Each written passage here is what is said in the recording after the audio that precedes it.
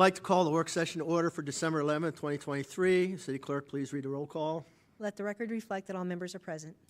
Thank you. There's 2 items on the work session agenda. I would like to remind council staff will be pausing intermediately to answer any questions. First item on the agenda, Transportation Master Plan update. Deputy Director of Engineering and Transportation, Christopher Bridges, will be presenting. Go ahead and introduce your guest. Great. Please. Thank you, Mayor. Chris Bridges, Deputy Director of Engineering. Tonight, Michael LaBianca, who's our project manager with the company HDR, was the project manager for the Transportation Master Plan. So I'm going to turn it over to him to run through the presentation, and then of course I'll be here for questions afterwards. But if you see anything that you just need to call out while we've got the slide up there, feel free. We can address it then, but if we can hold everything to the end, that might be easier. So go ahead. Great. Thank you. Michael? Very good. Thank you, Chris. I assume the microphone is on? Yes. Mr. Mayor and Council, thank you for welcoming us back to this work session. If you remember, we presented on the Transportation Master Plan at the June Council session earlier this year. Not represented here tonight with me is the rest of the HDR team that supported this effort. So I want to thank both our traffic engineers, strategic communications, graphics folks, and roadway folks for their support in this project. I also want to thank the Goodyear City staff and project managers that supported this effort throughout the 16, 18 months that we've been working on the project, and also some of our regional partners that supported this effort, including the Maricopa Association of Governments, which provided modeling for the sub-area of Goodyear, Valley Metro, which provided support with regard to the transit element, and also Arizona Department of Transportation, which provided data for some of the analysis that I'm going to present this evening. Next slide.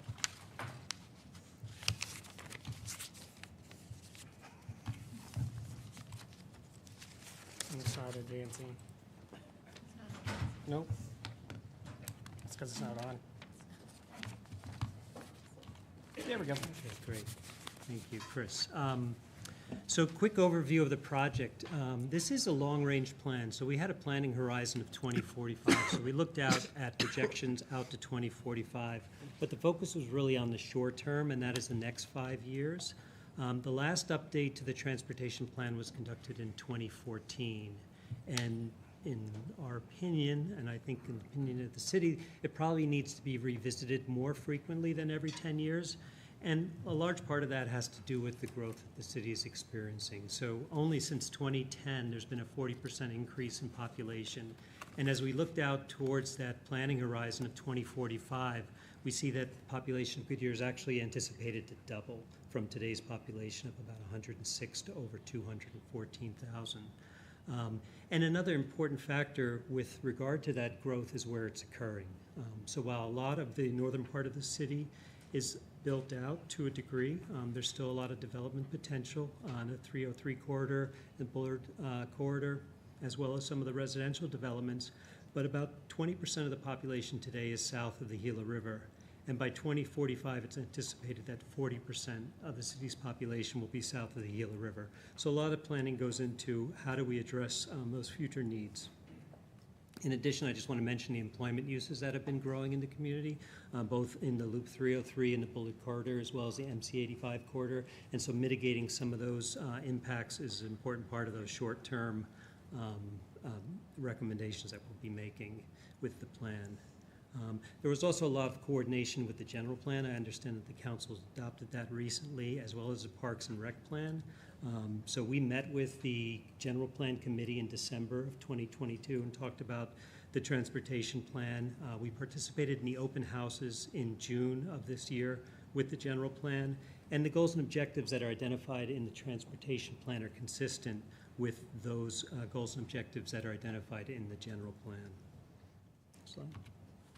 And this I'm going to ask Chris to just sort of advance through. So this is just a summary of the community engagement that we've done throughout the planning process. And really the centerpiece of that was the story map, which is on the Goodyear's web page. And that story map presents information on the existing and future conditions, presents a lot of information. It was also where we kept the community updated about progress on the plan. We conducted 2 surveys throughout the process with over 650 responses, one in January and then another one this past August. And we also did focus interviews with the business community because oftentimes business community can be a little reticent to get involved in a community planning process, so we wanted to hear their voice as well. So we set up some focus interviews in April with a number of major employers and received their input. I mentioned the work session in June of this year, the open houses I mentioned as well that occurred in June of this year. And then we had a virtual meeting specific to the transportation plan on June 14th. We had about 75 people participate on that online meeting. And then finally, I think one more advance, we met with the Youth Commission in October of this year to get their input as well. Next slide. So this slide may be familiar to you because we presented it at the June meeting, and this was sort of our initial scoping, if you will, with the community, identifying some key issues that we needed to address through the plan. And I can say that throughout the input that we received on the plan, these issues, concerns were validated, congestion being the #1 concern that was initially raised. And the recommendations in the short term go a long way towards addressing the congestion that the city is experiencing today. Safe pedestrian and bicycle facilities, another concern that we heard. So again, the project recommendations tonight will address some of the gaps in that transportation system. With the bond that was recently passed and the suggestion that the Bullard Wash Phase 2 would be completed, we're looking at connections to those off-street facilities because one of the things that we heard from the community was desire to have facilities off-street in a safer environment for pedestrians and bicycles. So where we can make those connections, we're looking to do so. The safety and driver behavior, I know that's a concern front and center for most residents. And there's a couple of things that are addressed in the plan, but one of them is a recommendation that the city consider pursuing a safety action plan. And those plans are actually being funded through discretionary grants from the US DOT with a 20% local match. So one of the recommendations would be to look at doing a safety action plan for the community to address not only some of the safety concerns that come out of engineering, but also the education, outreach, and equity components of such a plan. And then finally, signal timing. I think the city is doing a lot on this, and so the plan recommends increasing the conduit and fiber connections for all of the existing and future signals in the city, developing a traffic system management plan, which I think is underway at this time, as well as updating the ITS plan for the city. Next slide. So I just wanted to talk for a moment about the functional classification map because this is really a centerpiece component of the plan. And the importance of the functional classification map is it sort of outlines the hierarchy of roads in Goodyear and provides assurance to both city staff and the development community about expectations for infrastructure investment. So this series of slides will just walk us through the existing and planned facilities in Goodyear, beginning with the freeway component. The dotted lines on this map represent future facilities, so you can see the extension of Loop 303 as well as SR 30 showing on this map. So those are important critical components in the short term, and my understanding is that the Loop 303 extension to MC 85 is about 95% complete with design and planned for construction by the end of 2027. SR 30 is a project that's funded through the Regional Transportation Plan, and that will go before the voters with the Proposition 479 next year. Both important projects for the mobility in the city. Next slide. The scenic parkways include Pebble Creek Parkway all the way to the south and Pecos Road with Estrella Parkway, as well as Yuma Road, and those are important arterials throughout the city. Next slide. We also have roads of regional significance, and those are designated by Maricopa County and include MC 85 as well as Indian School Road and Dysart, which, although outside of the city's jurisdiction, is an important component of the arterial network in the area. Next slide. The major arterials include McDowell, which is largely completed east of the Loop 303, just an example of a major arterial, and they really are the workhorses of the arterial network in Goodyear. Next slide. And they're complemented by the arterial network and major collectors throughout the city. So that comprises the network, and again, this is important because it provides an assurance of how the city will meet those future traffic needs and provides assurance to development community as to what's expected of them with development projects. So we went through and identified a prioritized list of projects, and those are included in the plan. Just bringing this up to identify some of the issues that went into that. So the first was congestion, and this graphic is from the story map, and it's actually representative of actually millions of points of contact through Bluetooth devices, and that's the INRIX data that we received from ADOT that allowed us to look at these time series, both the AM and PM peak hour, to understand where congestion was occurring in the city, and that was an important consideration as we prioritize projects. The other item is volume, so we looked at the MAG model and then using traffic counts that we collected as part of this process, calibrated those to the local streets in Goodyear and used that information as well. We also use that information to baseline the future projections. So when I say we used the MAG model, we used the MAG model to understand what the growth factors were for Goodyear streets, but we actually used the Goodyear data that we collected to calibrate and then project from. The active transportation gaps, again, it's those portions of the city where you have incomplete sidewalk or bicycle lanes and those connections to the off-street paths that I mentioned earlier. And then finally, the growth projections, looking both at 2030 and 2045 traffic projections. And then what we did was we took the short-term projects, fed them into the model so that we could understand how they impacted future needs and then identified those long-range needs as well. Next slide. So this map, which is in the plan, identifies those roadway recommendations in both the short-term and the long-term. So the segments are identified by lines on the map, and they're all coded with the name of the project and specific information that can be found in the plan. The intersection projects are identified with circles on this map, and then we've identified the short-term projects as blue and the long-term projects as orange, and so that's kind of the walk through the map. And I just want to identify some of the top priorities for roadway recommendations.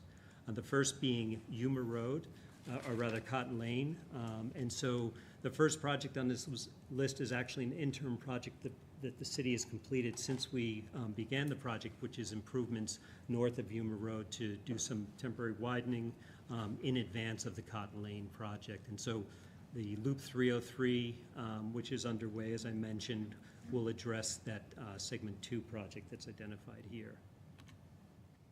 Also, the Estrella Parkway, I think it's wise that the city is looking forward at what the future needs are across the Gila River Bridge and planning for a 6-lane ultimate facility, which is what we anticipate will be needed before 2040.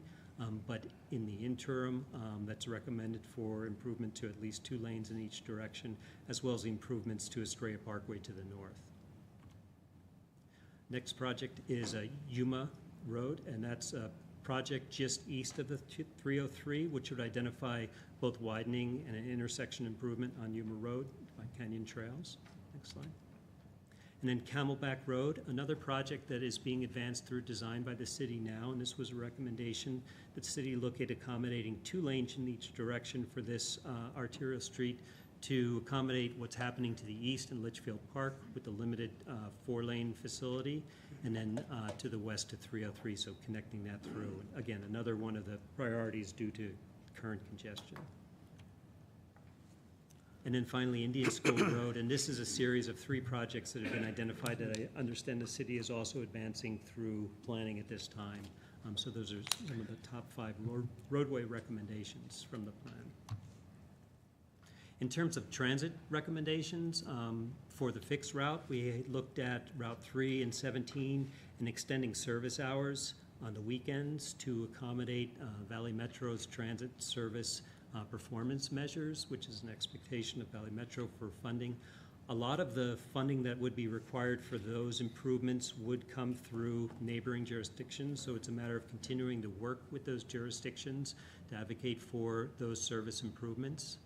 We're also recommending transit amenities, including new and improved bus stops throughout Goodyear where those are appropriate, and also considering a mobility hub at Civic Center at GSQ. And the reason for that is to consolidate those active transportation and shared use devices like scooters and potentially bicycles in the future at one location, make it convenient. We understand from the survey information that's coming out of WeRide that the Civic Center is one of the most popular destinations for WeRide activity, and so this provides that last mile connection for folks to take advantage of. And finally, the recommendation on transit is to continue to evaluate the WeRide service. It's been very popular. We've gotten a lot of feedback through our outreach to the public regarding transit, and there's a lot of support for the WeRide. I understand that you've extended the pilot, and so continuing to evaluate how that could be improved and expanded in the future. With active transportation, I mentioned the roadway projects that are being recommended largely address many of the gaps and bicycle lane gaps that are existing, sidewalk and bicycle lane gaps that are existing in the city. In addition, the connections to Bullard Wash Phase 2 and also some other off-street trails, rather paths through the city that provide that connection for active transportation.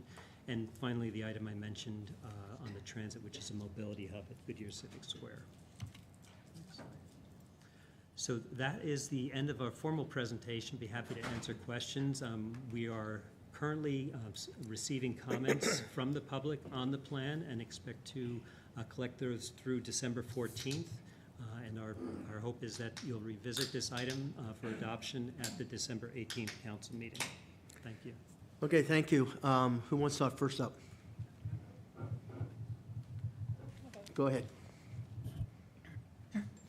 Well, this is a very comprehensive plan. It was 85 pages of reading over the weekend, and appreciate that. I also appreciate spending 30 minutes with Chris Bridges on the phone today to answer all my random questions, so that way I could really get to the heart of the matter. So this is the feedback part. In this document, there was a comment, and I don't remember where it was, but in order to relieve congestion in the area, which is a concern for citizens, road work would not be enough, and that we would need to grow our pedestrian, bicycle, microtransit, and other transit projects. And I think that's a really important point for all of us to know, that we're not going to just be able to build ourselves out of our current situation, and we're going to have to be cognizant of other modes of transportation and give them good consideration. I think one of the things that I was focusing on as I was reading this was safety, and it comes in different places. I would say because we've heard so much from residents, bicycle safety is a high priority. And if you would be able to put the actual report up on the screen so we could look at that.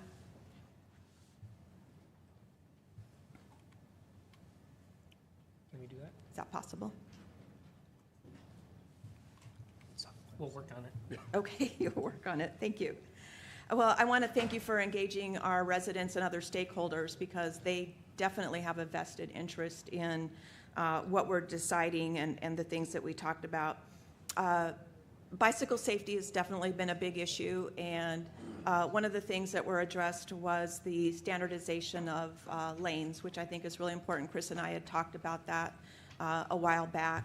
But they're on, if it's able to come up on page 64 of the report, there's another bicycle lane enhancement that I've seen other cities do, but not Goodyear. And that is to put the paint on the ground to designate that something is a bicycle lane. I've seen it in Avondale, I've seen it in Phoenix, but we never have. And that seems to me, it's reported that that is something that increases visibility, increases safety. It's a relatively easy way to help enhance what we already have on the ground by putting the paint down to make it catches the driver's eyes, and certainly for the rider. So I would like for us to move that. I didn't see that listed on any task list, but I would like to see that as an action on a short-term action item to bring that up to par. I realize that we're going to be developing more bike lanes as development comes, but I'd like to see us make what we have safer before we continue to add on other things. If you go on to page 67, I'm ahead of you, but there is a list of short-term and long-term action items, recommendations of active transportation improvement. And when it comes to the bicycle safety, really the safety items, there's only 4 short-term fixes, and then there's multiple long-term fixes.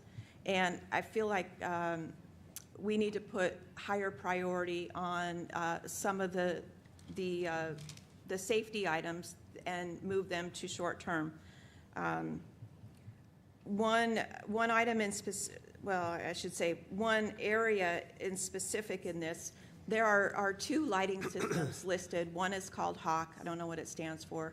The other is the RRFBs, which is the rapid rectangle flash beacons that are shown at alternative crossings. And those are considered long-term priorities, but I would like to see them move up to a higher priority in the various areas where they've been identified, because again, that's a safety enhancement that I think that it would be a relatively simple fix, but yet have an impact to show that we're taking what we have already and enhancing it and making it safe. You did talk about the safety action plan, which as one of the recommendations, and I think that's an excellent recommendation. I did talk to Chris about that as I asked him, what is that, a law enforcement? Oh, I'm probably jumping ahead. You might want to look at, where are you going to? Which page were we on? 67. What was the first page that you 64, about the bike lanes, page 64. So right there, bicycle lane enhancements. So we have a plan to standardize the lanes. I think the enhancement is a simple fix. And then moving on to the task list, it's a very short list when you're looking at things that we are looking to do now, yet there are some very specific safety things regarding the lights, the HAWKs, the RRFBs, that I would like to see move up to a higher priority. I'd also like to see us pursue that safety action plan. From what I understand, it is engineering, education, enforcement. So I don't think we can enforce our way into better driver behavior in terms of speeding has been a big concern, speeding, red light running. And so taking this multi-prong approach, if we can get federal money, I don't know how achievable, how attainable it is. Is it something you think we could get, Chris? I do. My counterpart in the town of Gilbert, they applied last year, no problem.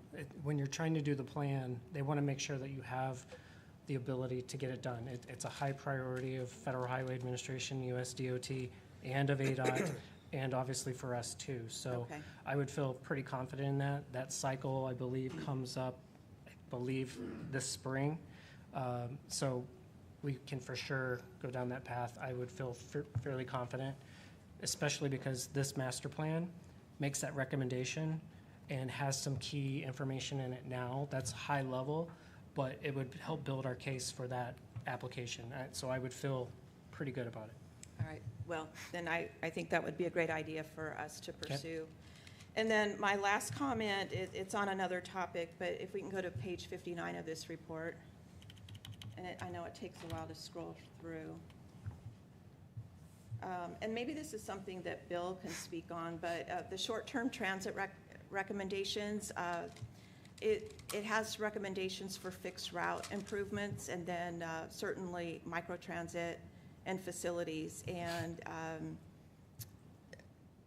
I see that our fixed route enhancements involve other cities and money as well. And I don't know the feasibility of that, because I think we found, certainly in Goodyear, a way that residents find that they like getting around is the microtransit, the We Ride.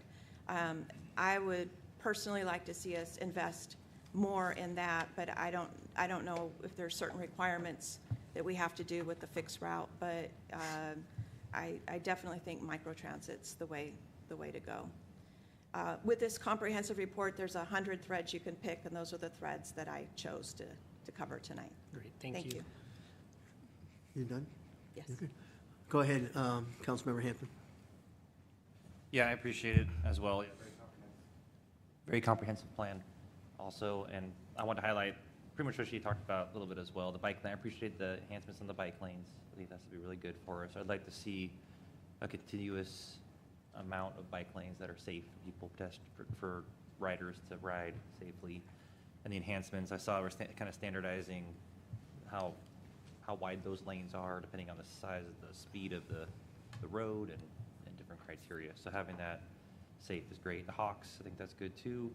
And then I saw just a standardization. I mean, just talk about the truck routes were on there as well. So I thought that was good to see that lined out, the path that we want to go. I guess I didn't realize that the truck route went behind the ballpark. That's one of the main, Yes. the main arterials for that. So, but yeah, I think that was fine. I also like that you had you added the Amtrak on there as well, the potential for Amtrak, and with the talk recently about it as well. So that'd be good to have Amtrak in there also. And then also the different funding sources that we're gonna need for all these type of things. So, and how other cities use that transportation tax. I'm not sure if that's something we're gonna wanna pursue in the future, but, because these are all, to Vice Mayor's point, this is, yeah, it's a lot of cost, and we're gonna have to phase these through, obviously prioritizing them, but to understand what the cost is gonna be to implement all of these and make sure they're in our CIP plan. So, but yeah, no, I think it's good, comprehensive. I'm definitely on board that this needs to be done probably sooner than 10 years because of just how fast of a city we were growing. To keep pace with that growth, because I think that's one of our main jobs, infrastructure here at the city. So, so yeah, I don't know if I had anything else. I thought, yeah, thank you for doing it. I'm looking forward to be implemented, and this is something our residents obviously use every single day is our roads. So making sure that they're high quality, the maintenance is done at a frequency that is going to be standard, so there's not potholes and things like that. And then just making sure we have enough, just the ease of flow of getting people and goods throughout the city. So, no, thank you so much. Thank you. Thank you. Councilmember Lortano. Thank you very much for this plan. I read through it a couple times to kind of get ideas on what you were doing, and some of the things that stuck out to me, I would agree 100% with Vice Mayor Kano on a lot of her issues that she brought up. The bike safety, we want to be a community, especially around this core area, that is very easy to bike and walk. And I've seen in other cities, the green and in areas that are very congested, even the poles or curbs. I don't know, I'm not the expert you guys are, but anything that leads more safety, a little bit wider. I mean, how can we make this safety? Because we want to make sure that, you know, that someone is not, again, we don't have another tragedy like we did on the bridge. So I support that wholeheartedly. With safety, I also looked at the Estrella when you listed the projects. The Estrella Bridge and that whole curve all the way down there is, every morning you almost see someone get rear-ended there when it goes down to 2 lanes to 1 lane and someone wants to swing a right onto Vineyard. And we do have a lot of bicyclists coming down there too. And so when we look at that, I think that's a great place to try something new and maybe a little bit more safety for bikes coming down there, because a lot of bikers like to go up the hill and come down the hill. And so make sure that we have some continuity to Estrella where it hooks into Estrella's bike lanes. Make sure right now, around that curve, there's no real, there's a bike lane, but it's not really a bike lane, and people take that curve very fast. Which is another obviously concern, is the speeding and the running the red lights, even more so for me than the speeding. Every morning, and it's not just Goodyear, it's every city, and I don't know what the safest way is. We were told green light, you know, green arrow before is safer, green arrow after is safer. These lights are 4-way red for a good 2 seconds, and people are just breezing right through. So I'm not sure how we do that, and I think one of the issues with that is people are late, they're running late, And so they're going to take that chance because they want to get to work or wherever they're going. So that is a big concern. That's the safety issue. I really also liked the bike lanes, the major arterials. We clearly are growing faster than we can build the roads to handle the traffic. And I really did like, I had the opportunity over the weekend, I just talked to Councilmember Stipp about the streetcar in Tempe, which isn't really a light rail, but it's like a streetcar type automatic streetcar. And I asked how he funded it. And it was a transportation tax, and nobody likes to say taxes, but having someone, I mean, the other rail system that you listed with Maricopa County that would have a couple stops in the West Valley, Buckeye, Avondale, Goodyear. I worked downtown and went downtown from Goodyear for almost 30 years, and I still go down there quite a bit.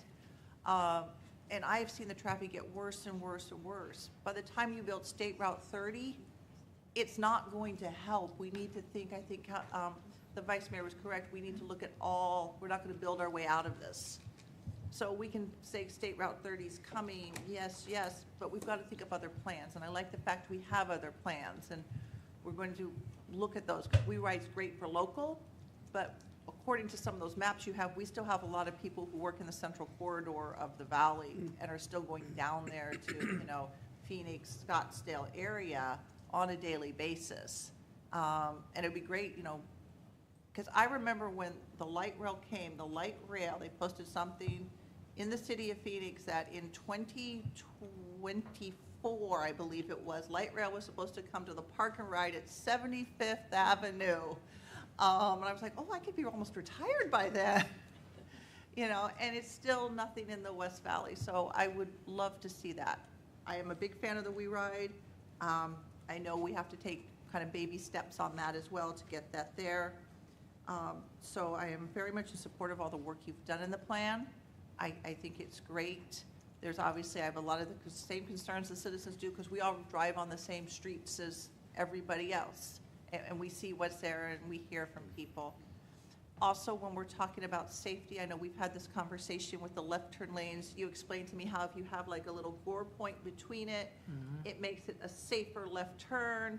So people aren't just kind of like, oh, looks good, and making the left. They can actually see, they're not getting blocked. So I think those are the things when we design our future roads or redesign roads, we need to look at for those safety aspects. So very good. Thank you both very much.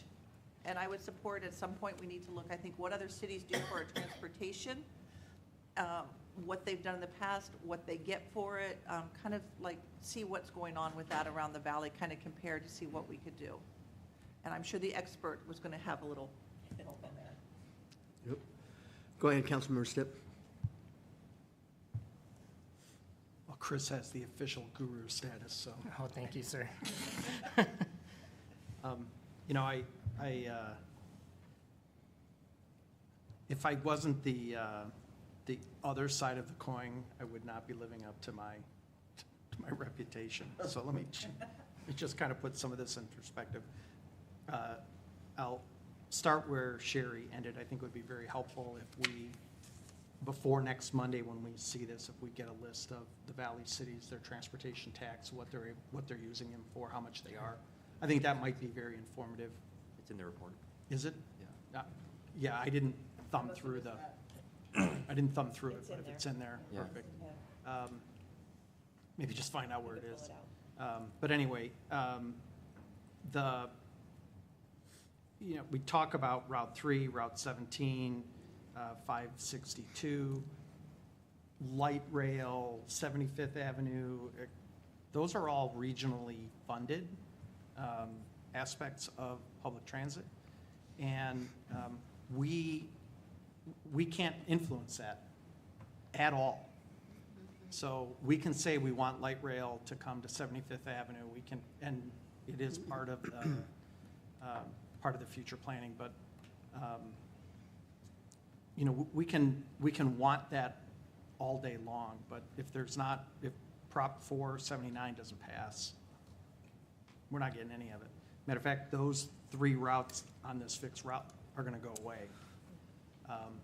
So when we talk about funding transit, we have to really look very internal and from a transportation tax perspective.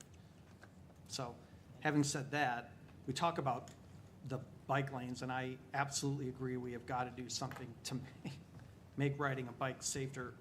And I have never understood why we would put a bike lane in a road that has a 45-mile-an-hour speed limit and say, whoa, bikes are okay because they're protected by the little white paint that's stripped through the roadway there. In that same regard, painting them green or not painting them green is not going to make them any better either. So I think we have to kind of look at what are our options going forward.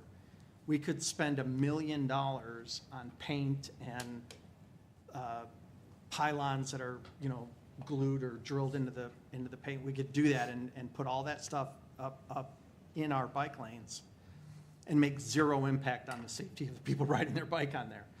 Because as somebody pointed out earlier, we can't affect the ability or however a driver is paying attention. We have zero effect on that. But perhaps that $1 million may be a good way forward on moving those bike lanes off the street into something else. So I would just caution us on throwing that money down when perhaps we can do this in a very strategic fashion, which is the whole point of having a master plan. So I just caution us on kind of jumping on that, because at the end of the day, it's just paint. And it's not going to, may or may not make these bicyclists any safer.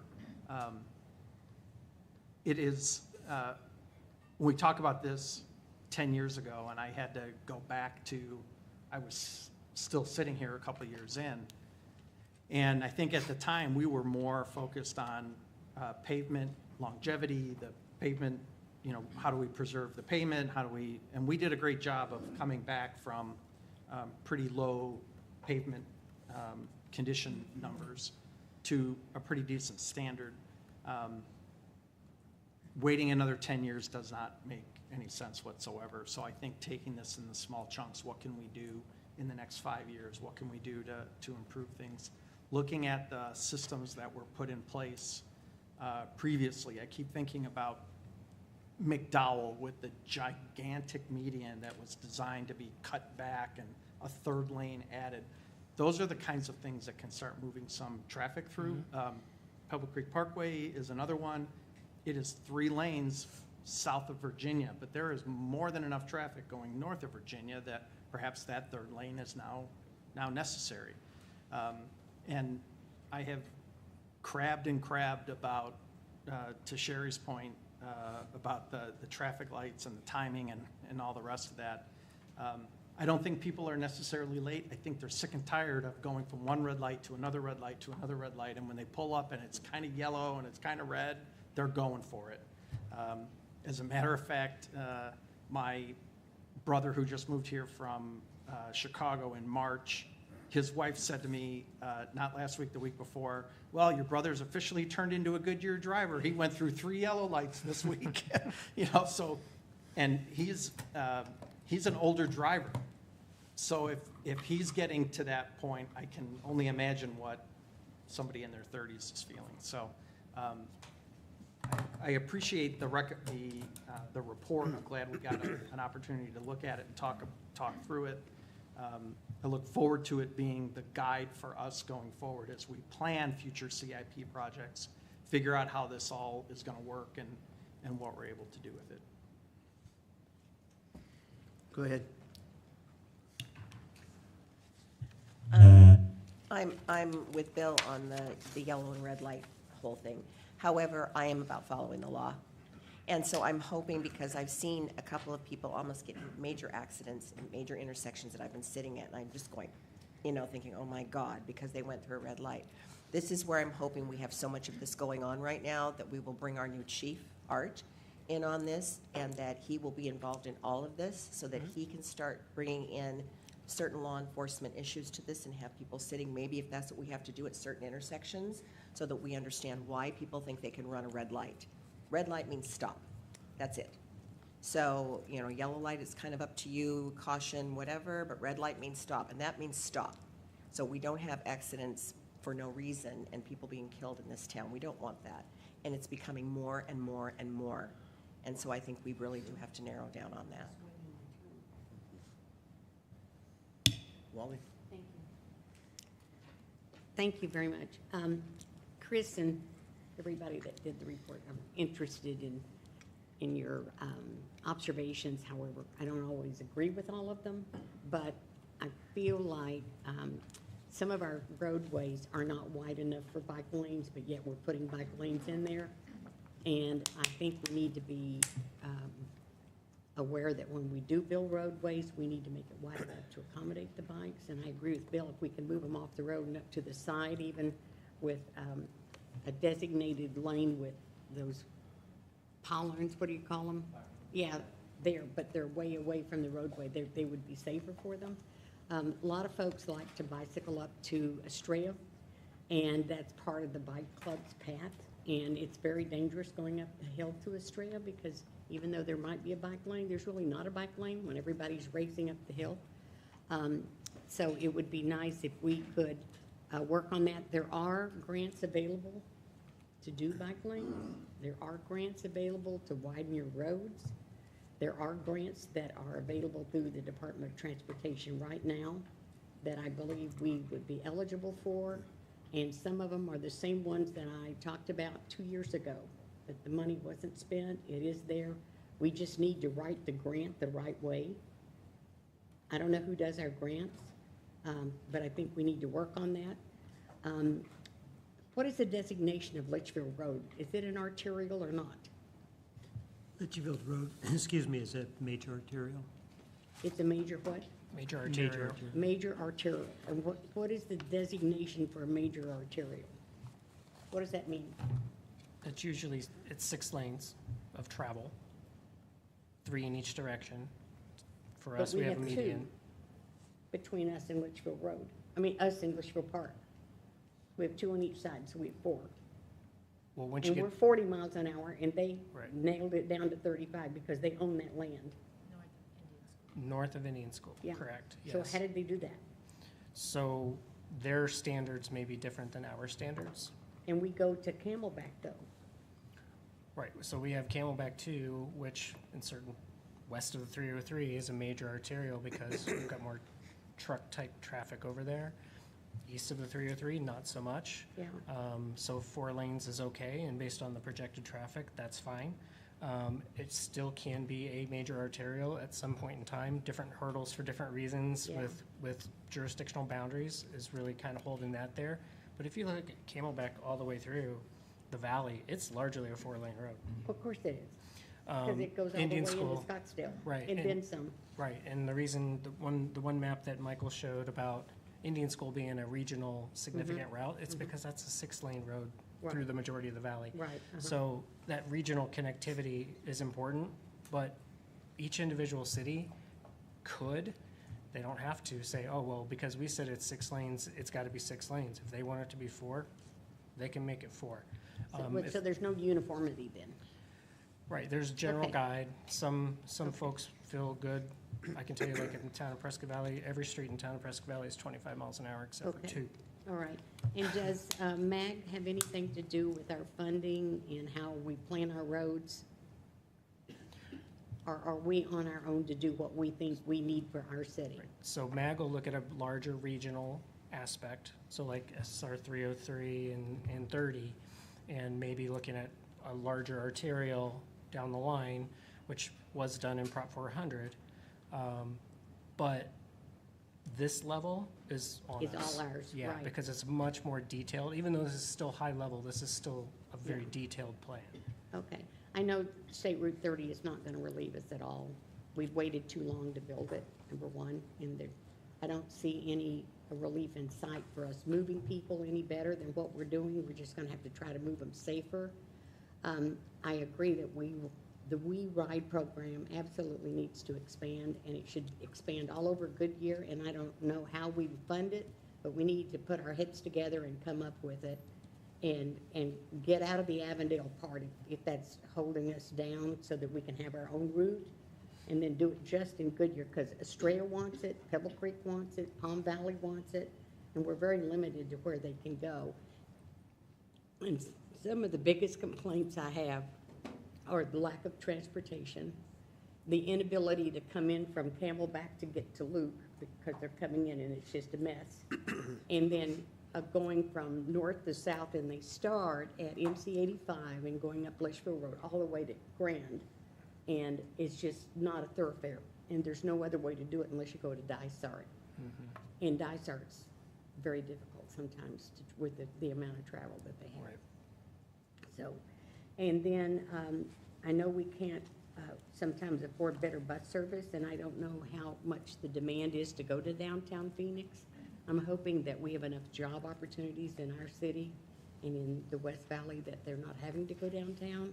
I don't know how we look at how many scooters are being used, what's the trackage of that. I've talked to some of the mayors that have gotten rid of the scooters because they were a nuisance. They were just left laying around all through the city.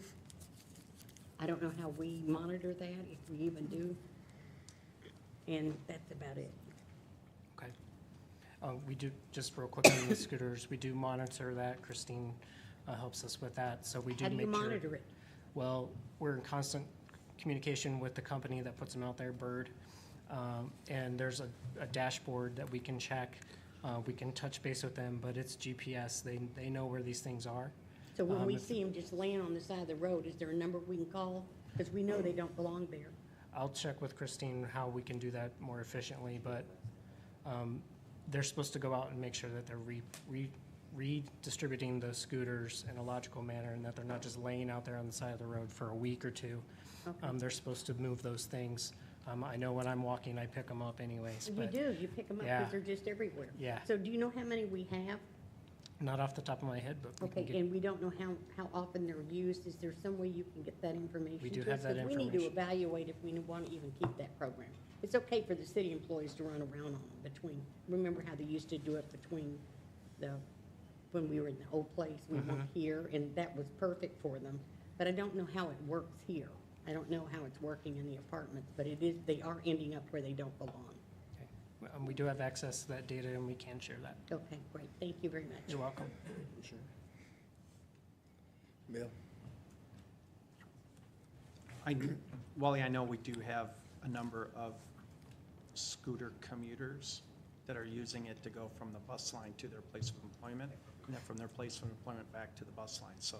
So maybe they can give us a figure of Yeah, that. we can definitely get that. Chris, can you talk about the impact of how the tip works and how we run through that MAG process? I think that was what Councilmember Campbell was kind of driving at. Okay. We can't just flat out just start doing Something.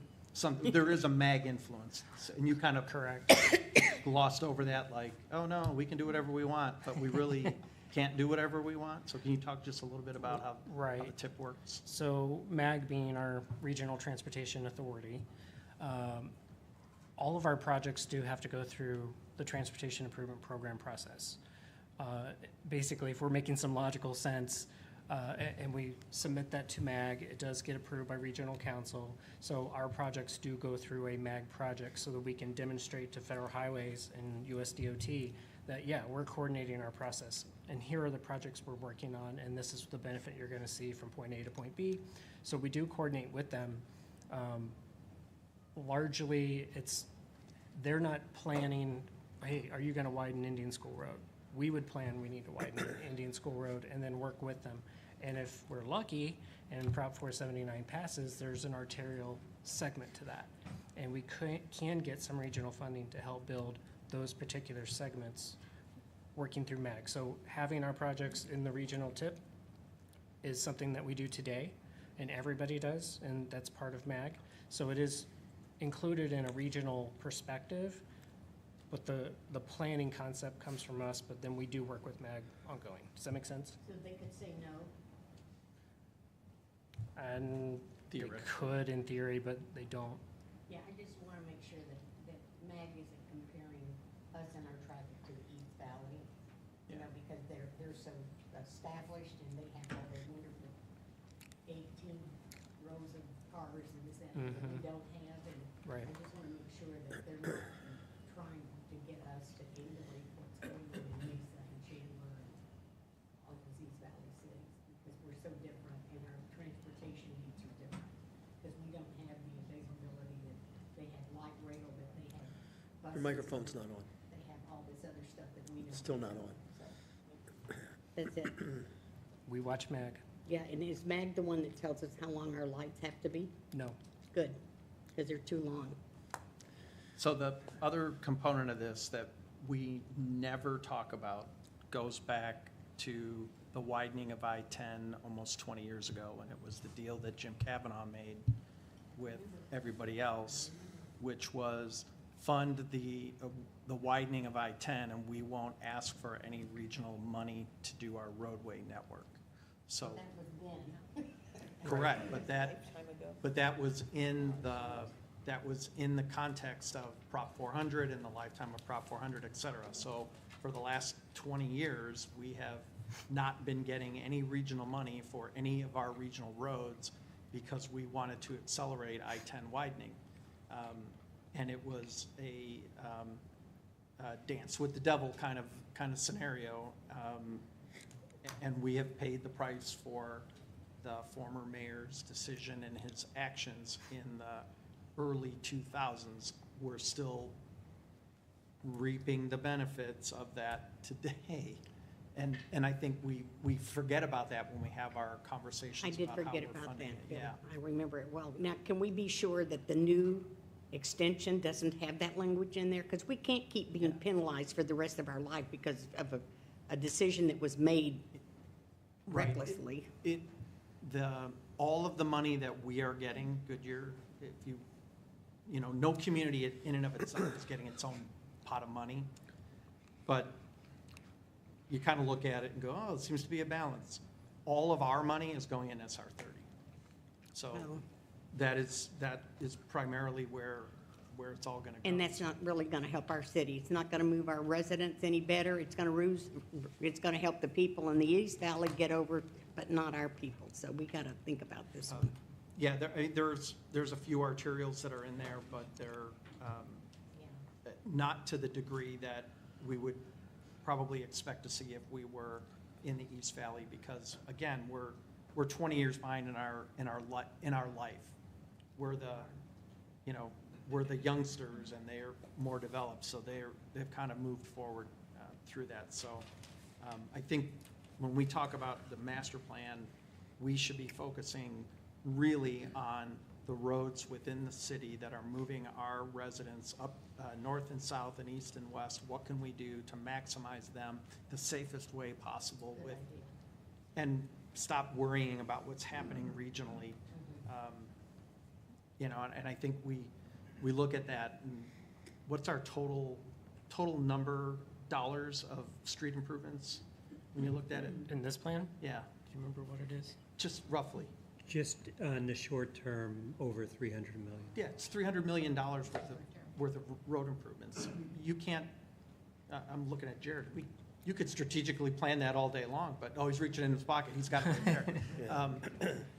We'd never do anything else. All we would do is road construction. So achieving that balance, spending our money wisely, I think is the kind of the way forward where we're moving through this, so. All right, I'm off the box. Sherry? I just want a little more clarification. I found what you guys were talking about. That's what, I had seen that on page 82, but it doesn't give like any numbers. How much does Peoria get? How much has Peoria got? When Mesa is doing the quality of life, how much of that is going to transportation? I was looking for like numbers, a little more, just a little drilled down more to see what they're doing, like what specific projects. Yeah, we don't. Because when, Bill says, we kind of sold the farm, I guess, for some of our roadways, and we have $300 million in roadways that we need to do, a street here, a street there, we are not going to be able to keep up. So I'd like to know how they did it, especially some of maybe the East Valley cities, and what they've really spent that money on, and, you know, what their take is, and how they do it, and what they spend it on. It's dedicated transportation. And even Mesa, there's quality of life, I'd like to know how much goes to transportation. So I just like to drill it down a little bit more, if you don't mind, I'm sorry.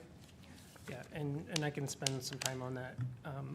Fortunately, or unfortunately, depending on how you look at it, I've done a ton of research on this in the past, and I had 2 giant binders of every possible way you could think of funding something. Some are allowed as simple as it's a sales tax, and it's dedicated solely for street maintenance.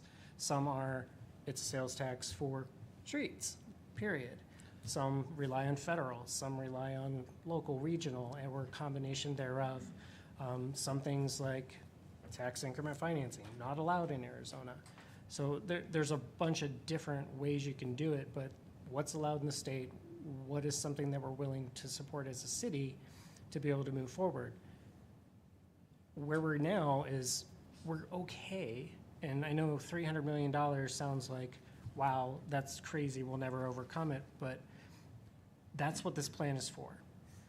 So we're investing our money as wisely as we can because we actually have some money now. And having the bond pass is hugely successful for us to be able to accelerate those things. Because coming from a previous role where I had $650,000 every year to do road projects, we're better off than some. So I don't want to paint it like this is a gloomy situation that we have so much and we're never going to overcome it. But yeah, you can't build your way out of it. Even if we had all that money, we still aren't going to build our way out of it. You know, there's 230,000 cars a day on I-10. That's a lot of cars. Well, listen, being last, you've had some great discussion on here, and there's nothing I really disagree with. The only thing, though, that I want to ask is, and again, I don't recall if it had some state legislation or whatever when it came to bike lanes. Was there some state legislation that passed or was attempted to pass where you couldn't shrink a road to increase a bike lane? The road diet. The road diet. So in other words, if we wanted to widen our bike lanes on existing streets, we're prevented from doing that. Is that accurate? I would have to look and see how that's together. Okay. Only That's with Prop 479 is what. Say that again, if it's only what? Only tied to the new Prop 479. Oh, it's tied to Prop? Correct. So if Prop 479 If it's funded- passes, you if it's wouldn't be able funded. to do that? Right, if it's funded with 479 money, then you can't. You can't do that, okay. Right. I knew there was something out there, I wasn't quite sure how it all tied together, okay, thank you. Well, listen, I appreciate the effort, I appreciate all the effort that went into that, and again, we're gonna have to follow, I agree, on alternative ways, you're not gonna be able to build, but I hear it all the time out there, and some of my biggest concerns is safety. I see the cars racing up and down the street, and I'm sorry, to me, there's no excuse blowing to a red light. I don't care, there is no excuse, because you're gonna end up killing somebody possibly. So, I, really feel that safety and the traffic going through here and these muscle cars racing from one light to another, we gotta figure out a way to kind of rein that in a little Yeah. bit. So, with that, yes, go ahead. I just want to say thank you, and what I've got, I took a lot of notes, but safety is the priority from the council. Bike lanes, speeding, the hawks, but then the safety action plan sounds like something that we could use because it also includes enforcement Right. and a variety of things, which I think is a next step for us. So, and we are going to look into a tax. So, all great ideas. I've got notes here, and we can bring those back and have that discussion as how it fits into the strategic plan and how we move forward. But thank you so much. Okay, well, thank you. And Thank we've you. got coming up next. Last work session, read additional information on the retiree health insurance. We're going to have Lyman Lockett. And it looks like Jared's going to be up here as well with a presentation. As soon as you're set in there, the floor is yours. We just lost somebody? Let's wait a second, I guess.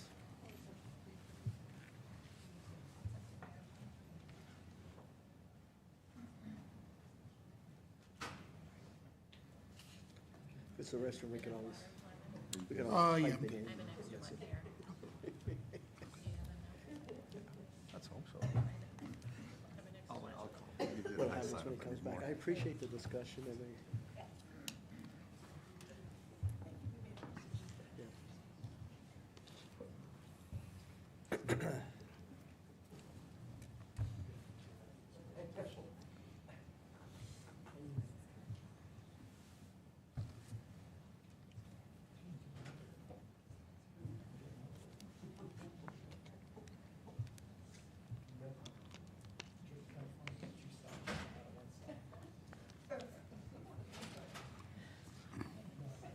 Well, that was a great discussion we had. All right, go ahead. Good evening, Mayor and Council. Lyman Lockett, Human Resources Director. Jared Askelson, Deputy Finance Director. Tonight, we're bringing back information related to retiree health care. We met last November 13th and got direction from council to move forward. And we also got some feedback from employee groups in that process following council direction. Today, we are focused on the bridge plan, and we're also bringing back the Medicare supplemental plan for discussion based upon council's feedback. I think it's important just to go back and just reiterate the two differences between these plans. The bridge plan is a plan that will take a retiree from the point they retire to 65 or Medicare eligibility. They'll stay on the city's insurance plan. And the Medicare supplemental plan is the plan that provides coverage alongside Medicare once a retiree turns 65. We'll first look at the bridge plan option that we're bringing forward. We have three distinct groups that we're looking at. We've got those covered under PSPRS, those covered under the SRS system, and then we've got council. Each of them have similar, at least PSPRS and ASRS has similar eligibility requirements that we'll talk about, and council has some distinct eligibility requirements that we'll talk about. Under the 50-50 bridge plan that we're bringing forward, retirees, again, will maintain coverage under the city's health plan. They'll have the same options under this plan as active employees, and they'll pay 50% of the premium, and the city will cover 50% of the premium. Both will be covered under the retiree health plan, or excuse me, under the PSPRS or ASRS plans from a eligibility perspective. This is what the plan looks like. The requirement includes 15 years continuous employment with the city of Goodyear, and for council, 2 full consecutive terms. Under this option, retirees must commence retirement from either ASRS or PSPRS. And they would also have access to our city's wellness center. Disability, there's a disability option as well, which is important to point out. That includes the requirements that are outlined under ASRS or PSPRS related to disability retirement. What's the best way? Can we go ahead and pause for questions as we go through here? You're on. Yeah. Yeah, go ahead. Go ahead. So on the disability component, that is both accidental and ordinary disability Yes. on the PSPRS side, because I think on ASRS, it's kind of universal. Correct. Yeah, whether it happens on the job or not, it's. Correct. But PSPRS, there's 2 different types of disability, so I want to make sure that they're both. Yeah, both covered, as long as you meet the eligibility requirements for disability retirement under either plan, you would be eligible for retiree health care. And then with accidental or with under PSPRS at least, at times people will get well and they'll come back. You would move off of the retiree plan, and if you re-employed with the city, you go on the active plan. So there's going to be movement potentially from both plans. Likewise with ASRS under LTD, you could get better under LTD and move back. Right. Okay. Hold on. Go ahead, and then you. Okay. I'm sorry. Is it me? Yeah. go Okay. ahead. I just had a question on it where it said bridge plan highlights. It says you're the same as an active employee.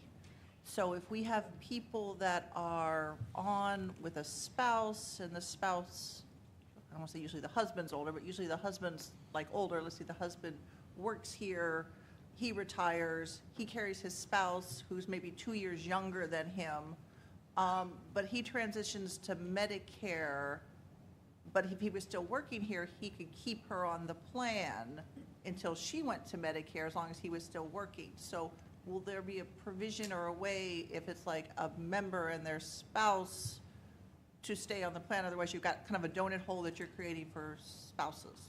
Great question. Yeah, in children. Yeah, I Yeah. didn't think, I was thinking older, but yes, that could technically happen, yes.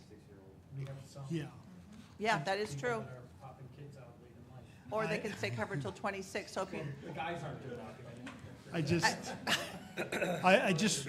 I just flipped to the next slide that hit some high-level eligibility.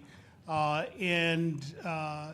you brought up a couple of different scenarios, one in which a Medicare-eligible person who's covered under the plan moves to Medicare, but someone is left on the plan. So we would be covering both those situations, so someone is left without a plan. That would include survivor benefits as well. So if there's loss of life for somebody who's on the plan, those that are on the plan can remain on the plan.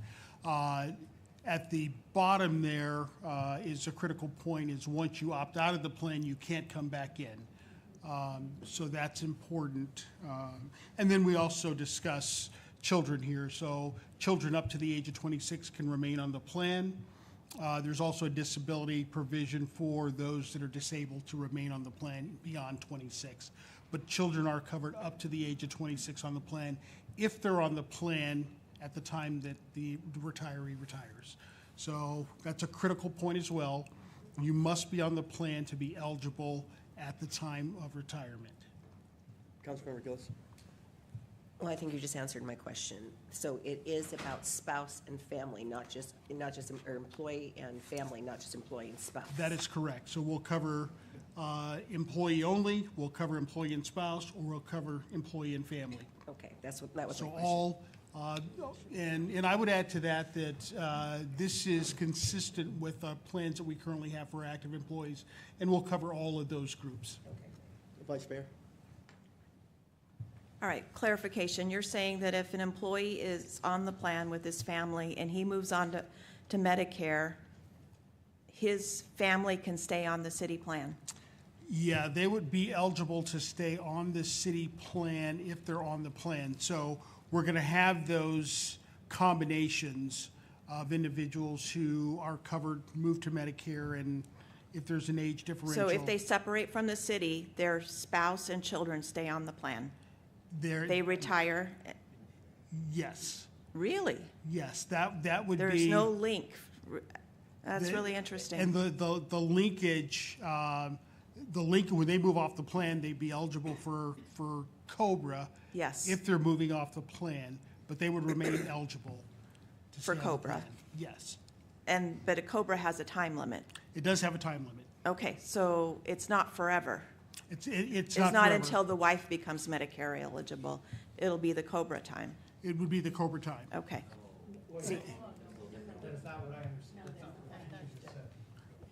So, Wait a minute, let's get further clarification. so And I'm not. the idea is not to leave someone off the plan. So, assuming that they're covered under the plan, and let me correct that.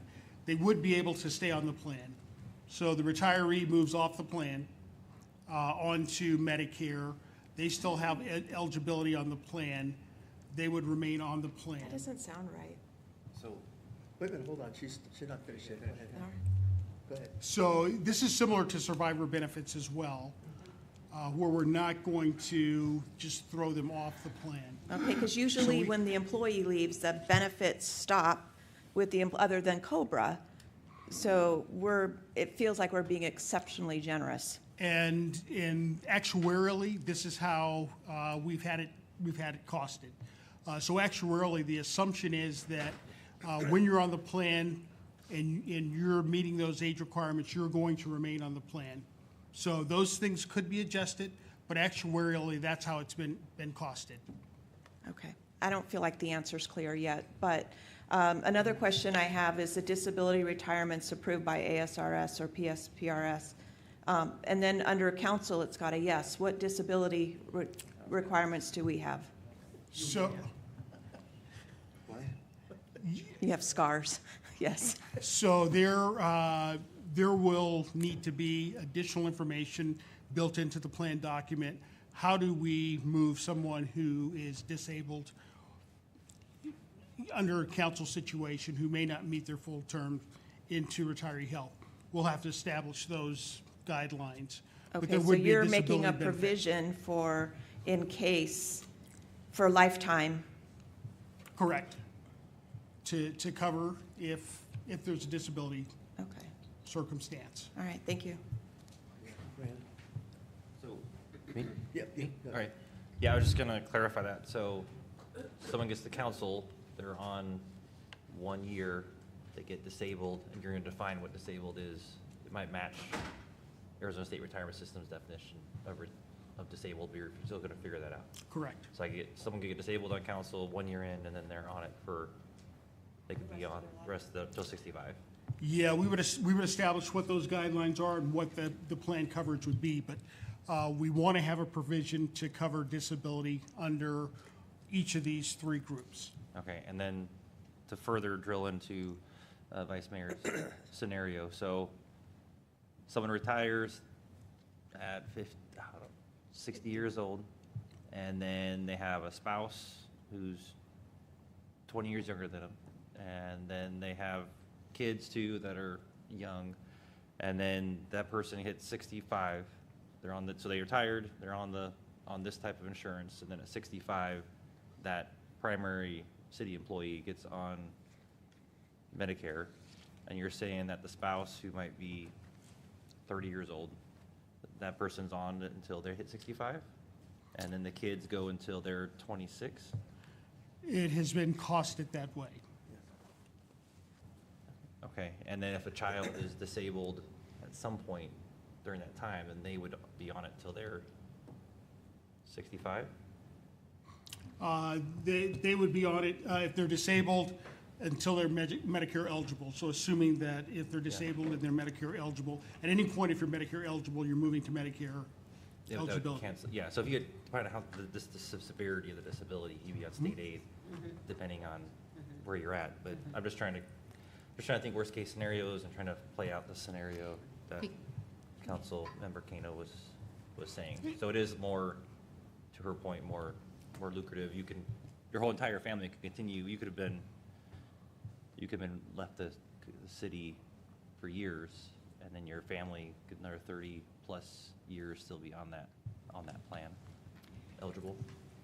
Possibly, but also with disability, with Medicare, you can get disability Medicare earlier than at 65.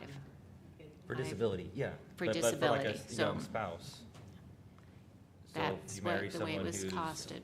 yeah, who's 20 years old, and that person, That's what this has been costed at. If it's something that the council would like to change, it's up to the council. I just want to clarify where the numbers are coming from. Yep, so. yep, no, that's the way it's been costed out. Okay, and is there a difference in that costing if you took that out versus, is Yeah, there a delta there or would be. difference there? And the actuary would have to run those numbers again. I'm not saying I want to either way, I'm just curious what Yeah. those numbers are. It's a very complicated, and you can design a health insurance plan in many different ways. And so we try and bring something forward, but there are a lot of details yet to be worked out. And that's why it's going to take us about 6 months to get everything finalized. Yeah, I just want to make sure we give you good direction, Yeah, yep, so Yep. what that looks like, that's what we love. yeah, so. Yeah, and I would add that as we, based upon council's direction, the next step in the process is to detail out our both the eligibility component of this as well as these disability components, survivor benefits. All of those components would need to be detailed out so they're very clear and employees understand what's covered and what is not. Okay, go ahead. Okay.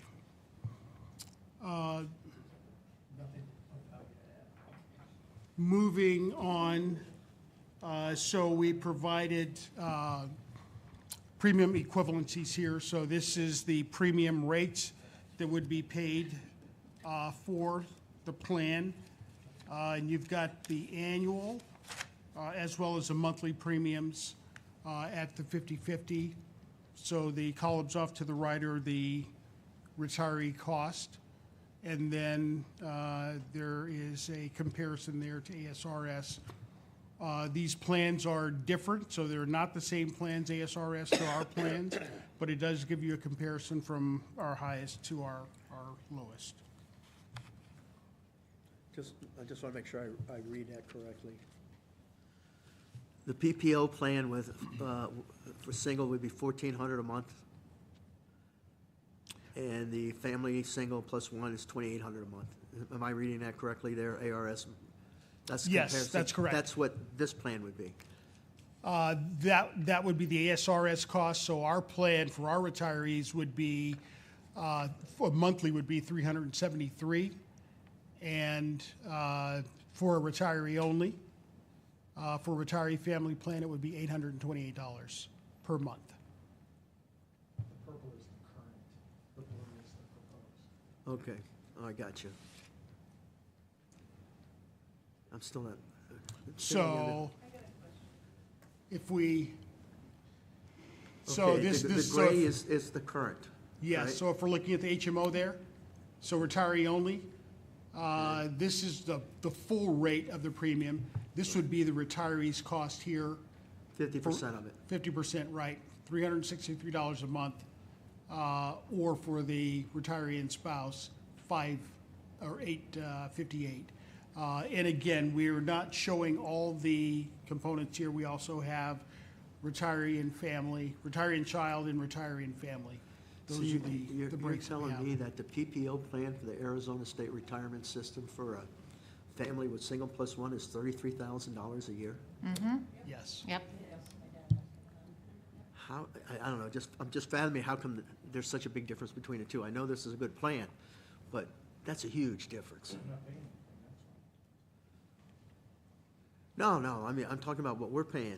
You're talking about the difference between the two, what the total premium is. It's still almost double. I think it's cool also, I think from the Arizona Retirement System, we're just costing and we're getting our amounts from our retirees and our current employees all together, right?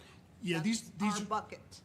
Yes. Their bucket for ARS is a larger bucket and also has an older population. That is correct. So when you get an older population, it's going to be higher, because that's what my dad's on, has been on that Yes. since he retired from the state, so that's. That's correct. It's an older Expensive, retired, okay. yeah, it's, Very expensive. it's more people for years have been over 60 or 65 that are on that one. So it is a higher, more akin to, I think, almost a pre-Medicare type thing. Am I pretty close here? Yes, actuarially, you're talking about a higher age group here under ASRS. Ours is a blended population with our active employees and our retirees. And these are based on our current rates, today's rates. Current 725.7? Current is this box here, all of this is our current In the rates for our In the plan. gray. Yeah, current Yes. state. You can kind of think of this as our current employees are helping to reduce the cost for our retirees because it's going into the same medical plan. So that's how we can manage the cost. Okay. Bring the other people in. Okay, go ahead. This is the total cost of the plan. So there's one-time cost of $25 million, and there's ongoing cost of $1.58 million. And I'll, Did Jeff, go ahead. So I know we only seen the 50/50 version. Is there any, do you have any other data? I didn't see any supplements to this on if there's any other versions of that and how that affects the one-time cost or the ongoing cost. Go ahead, manager. But, Based on the conversation at last work session, I asked Lyman to bring this one back the for one council option? consideration. And then, I know this is maybe a finance question, but the 25, so as soon as we start the plan, we have to fully get everybody that's eligible. That's what that does. So, You're 3 am I slides. 3 early. slides ahead? 3 Okay. slides early. I'll wait then. I'm waiting. I'm super excited. Excellent. So the cost, as Lyman mentioned, $1.6 million a year for ongoing costs, $25.2 million of one-time costs. We had a third-party actuary that put these numbers together for us. Let's talk about how we'd go about funding these costs. So the ongoing portion, there's actually a couple different methods that are used to fund the ongoing portion. One is a pay-as-you-go method, which would be to just pay for the current benefit amounts each year. So as you can see, it starts at about $114,000 a year. And on this 10-year cycle, it climbs up to about $2.1 million. It actually continues to climb as we add additional retirees. That current benefit cost will continue to climb. It actually continues to climb till about 2041, and at that point, it'll start to level off. The second way is to pay in advance, and that is to fund the benefits that are earned each year. And this is the $1.6 million ongoing amount that we had talked about. So instead of paying just the benefit costs for the retirees, we actually are going to calculate, we have calculated, the cost of the benefits that each of the current employees are earning as they're working. And I have a draft of the general fund forecast. We are 1 month ahead of showtime for the 5-year forecast, so this is a draft, and please don't hold me to the exact numbers at this point. We did 3%, don't worry about Plus or minus.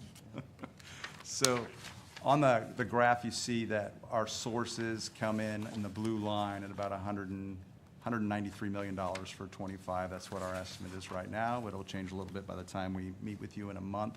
The green line down below you see is our expected uses.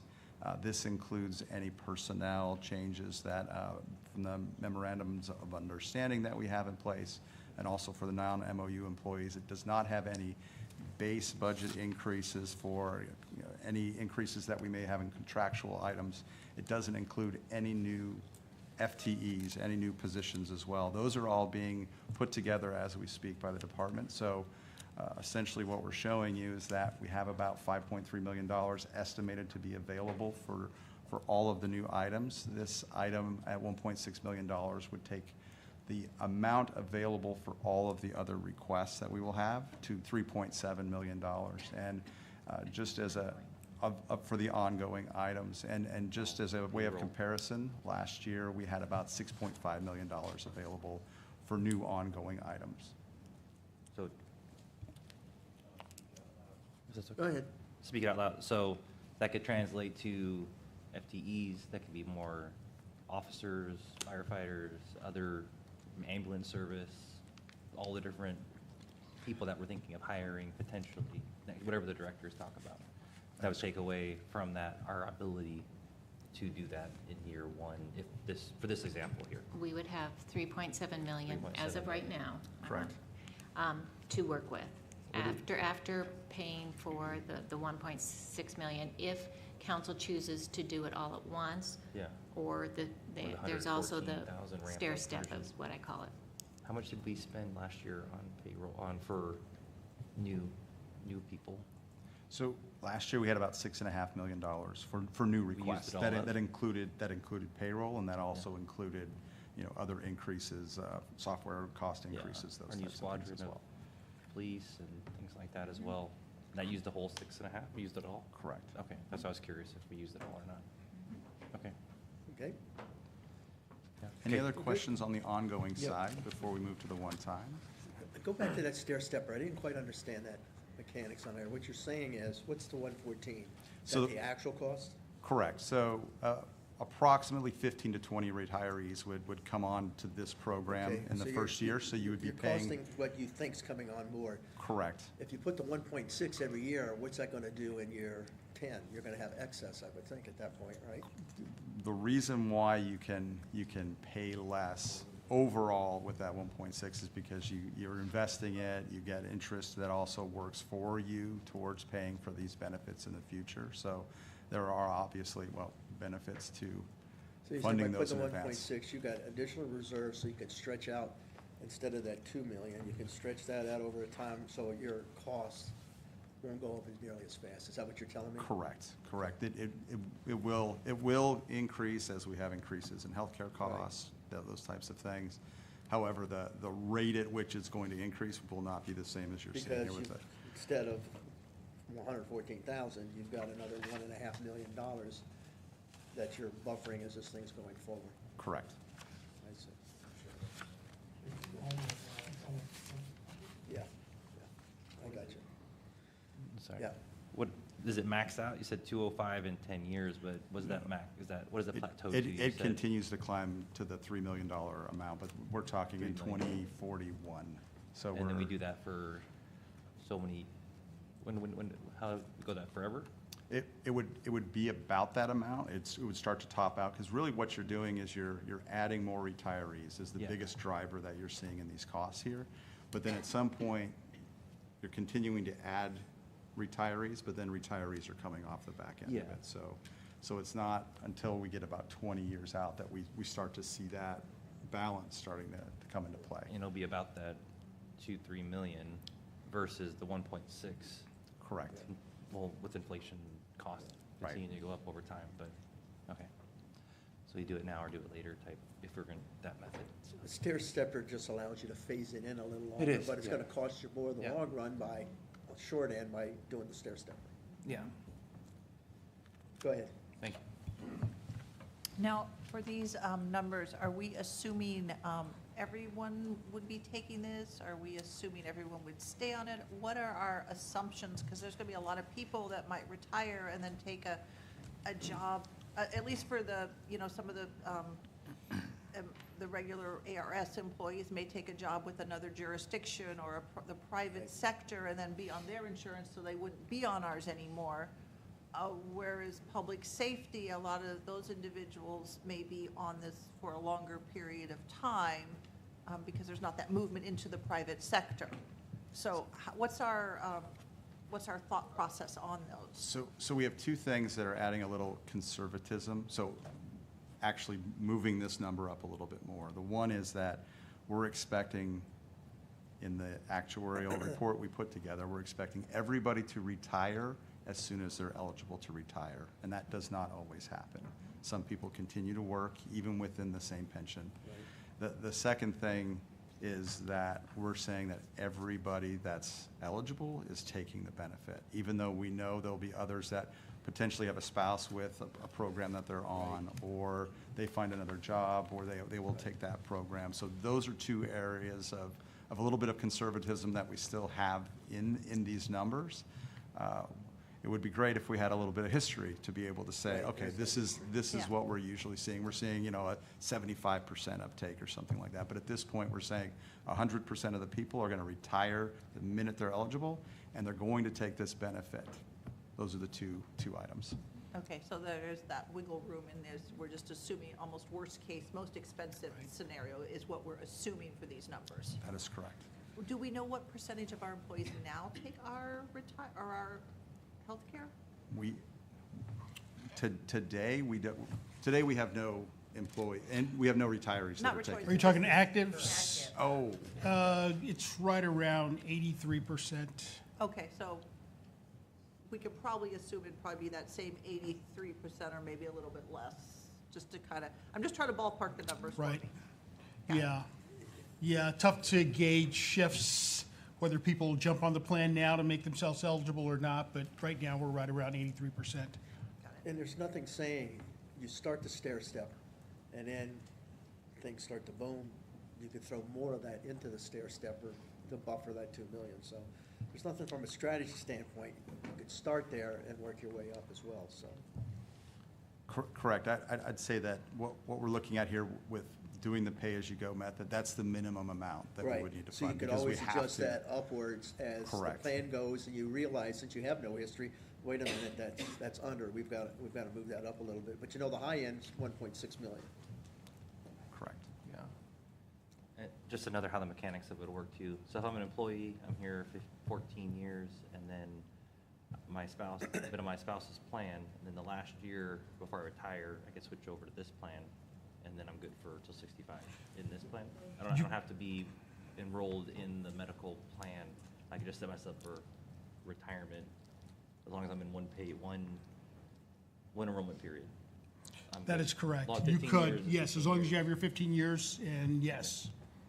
Okay, just want to clarify that. And the way the numbers, that conservatism that I was talking about, these numbers would be okay if that were to occur, because good. we're expecting everybody to retire and everybody to take the benefit, so. Yeah, and that 83% could, But if you leave it, And- you can't come back. Correct. Correct.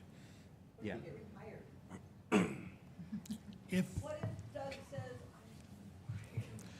If 15 years continuous, Continuous.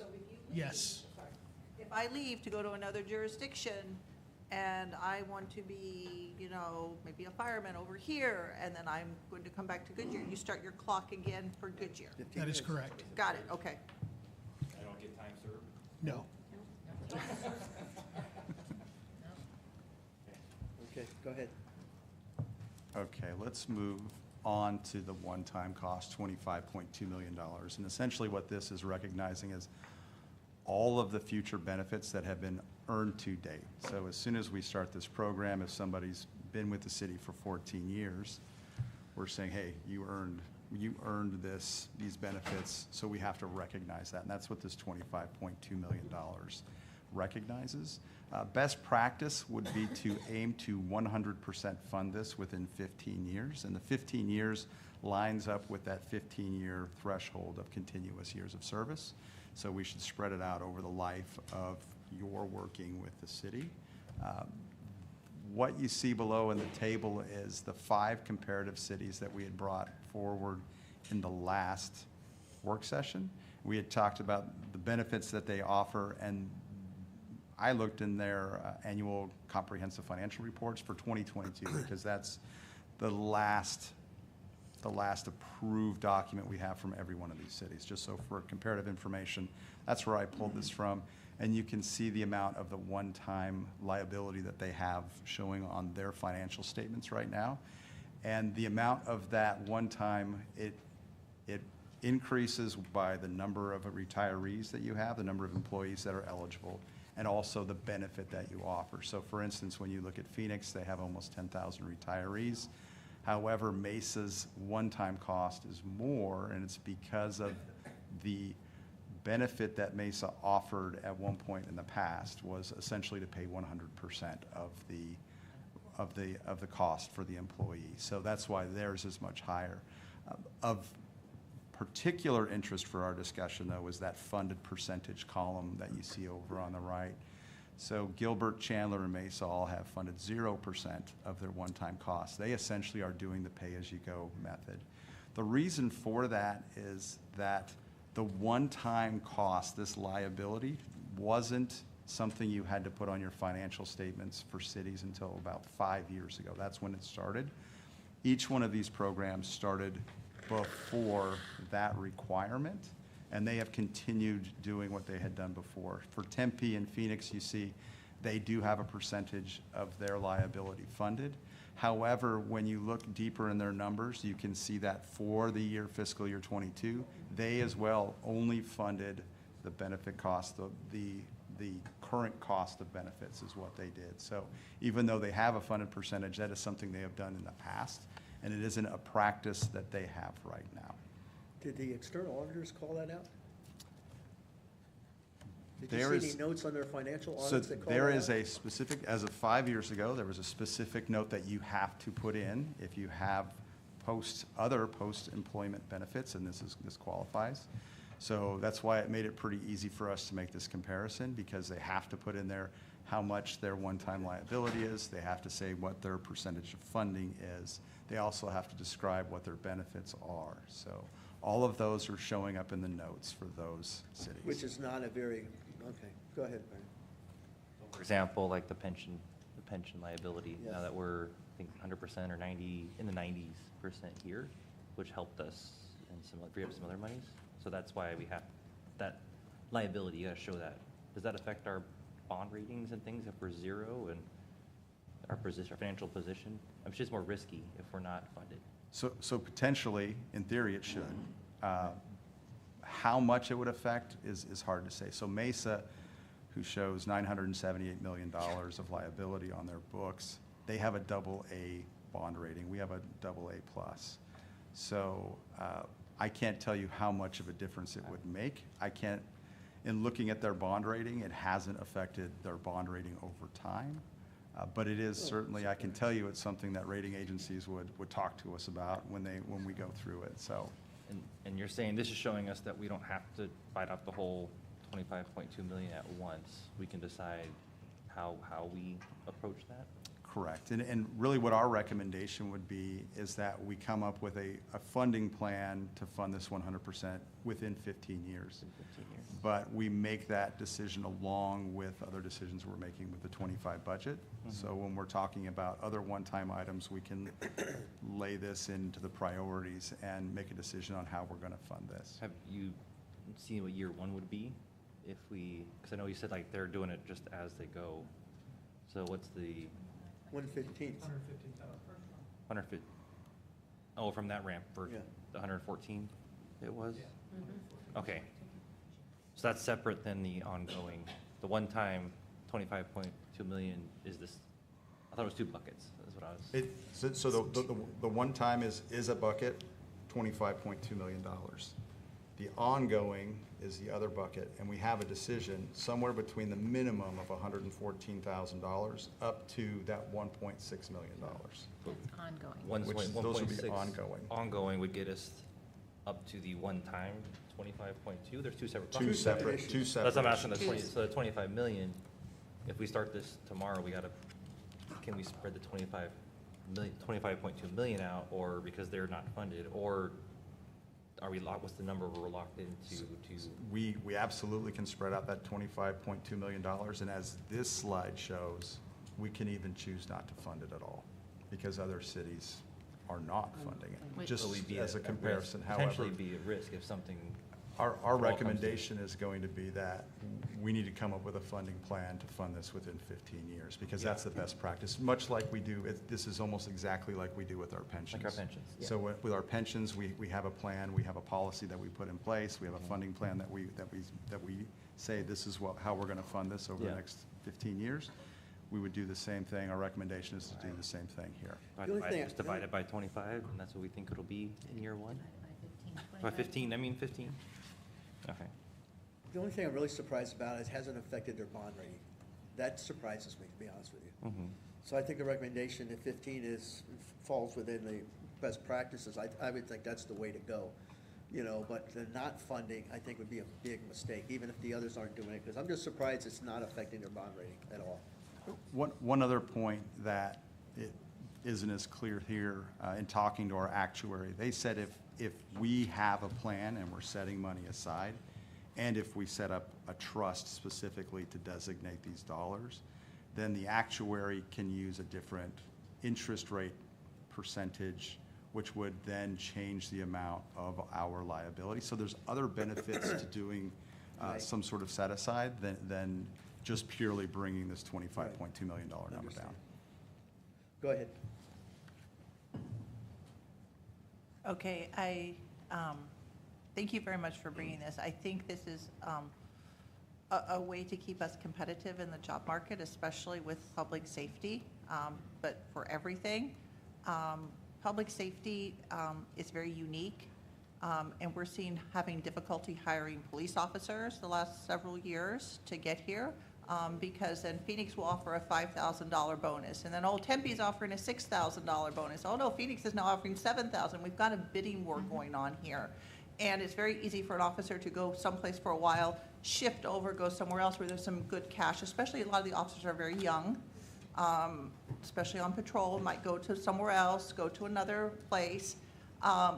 If we have something like this in place where you have to have that 15 years, I don't want to say we can lock people in, but public safety, we can be a home, we can be a landing point for the public safety people, for the police and fire, and we want to have ambulance, and a desired destination. There's always going to be the people that are going to jump for the $2,000 or $3,000 bone extra here, or $2,000 or $3,000 here.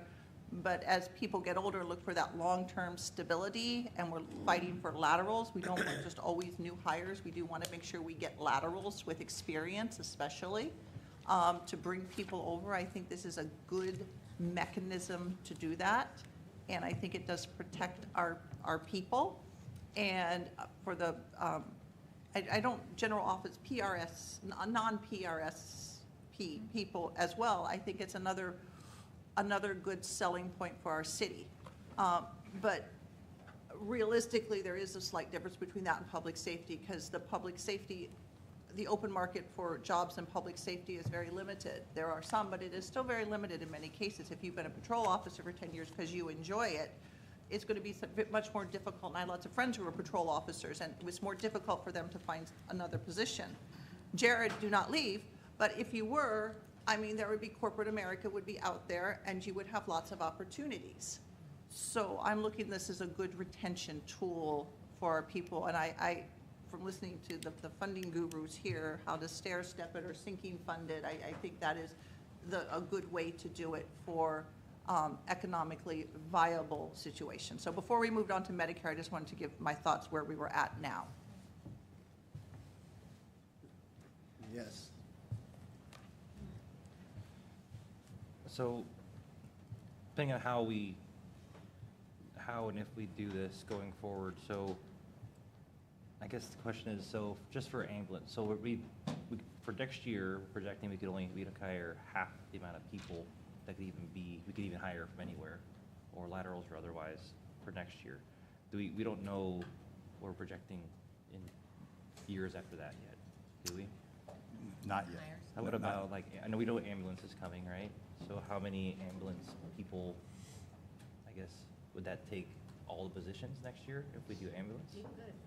And then we can't hire any other, no police officers, no public works, no other departments next year.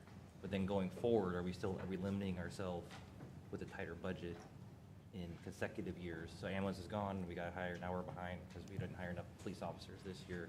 I'm just curious, I'm sure we're projecting that a certain amount of growth rate for the city in revenues, and is that going to help us keep pace with what we need for just alone public service, let alone public works or other departments like that?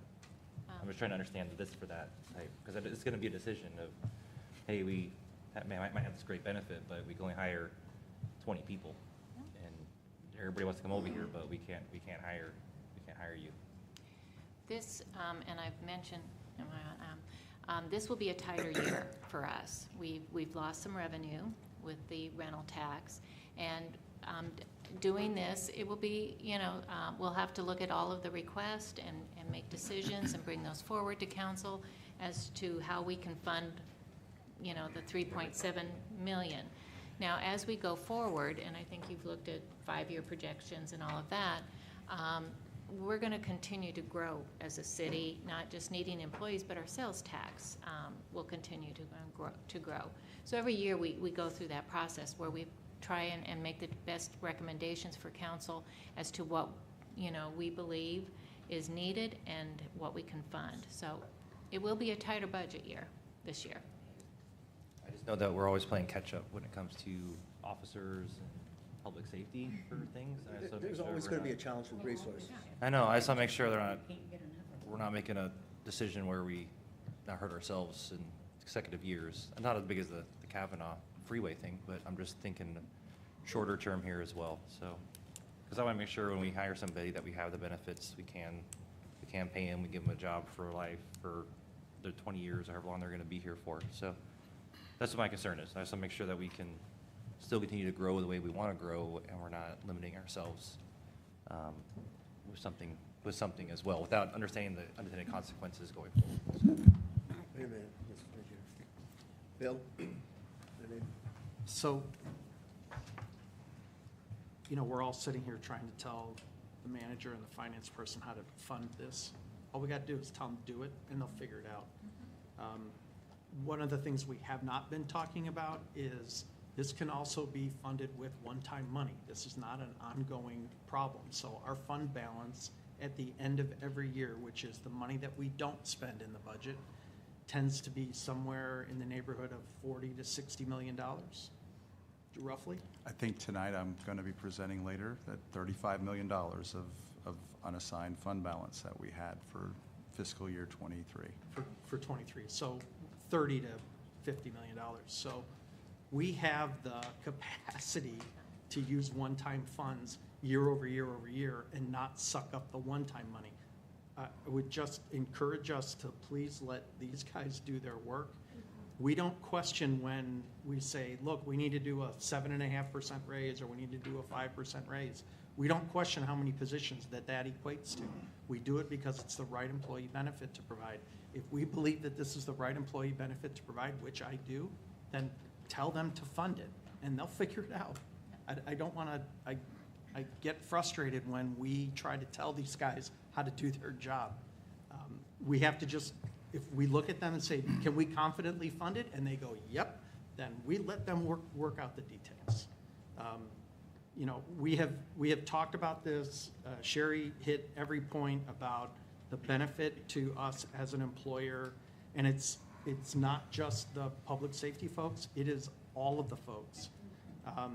It is going to be wastewater treatment operators, it's going to be plan reviewers, it's going to be, these are very key, difficult positions to fill. Not that, there's probably 100 employee codes and I only named 2 of them. So I've offended 98% of the other people, but, it's going to be key for keeping those people employed here at the city for at least 15 years and then figuring out where to go from there. Doing work in the valley here now and listening to some of the smaller agencies talk about how difficult it is for them to retain employees. And we're number 8 or 9 or whatever the number is as far as size is concerned. We are going to be just as ripe for poaching as any of the smaller communities are. So this is a huge benefit for us. I think we go for it and move on to the next topic. Wally, did you have something? No, I don't have anything to Okay, add. go I'm ahead. done. All right, well, before we go to Medicare, I wanted to share a couple of thoughts. I, for one, think that the 15 years for public safety is too long. We have a number of employees in Tier 1.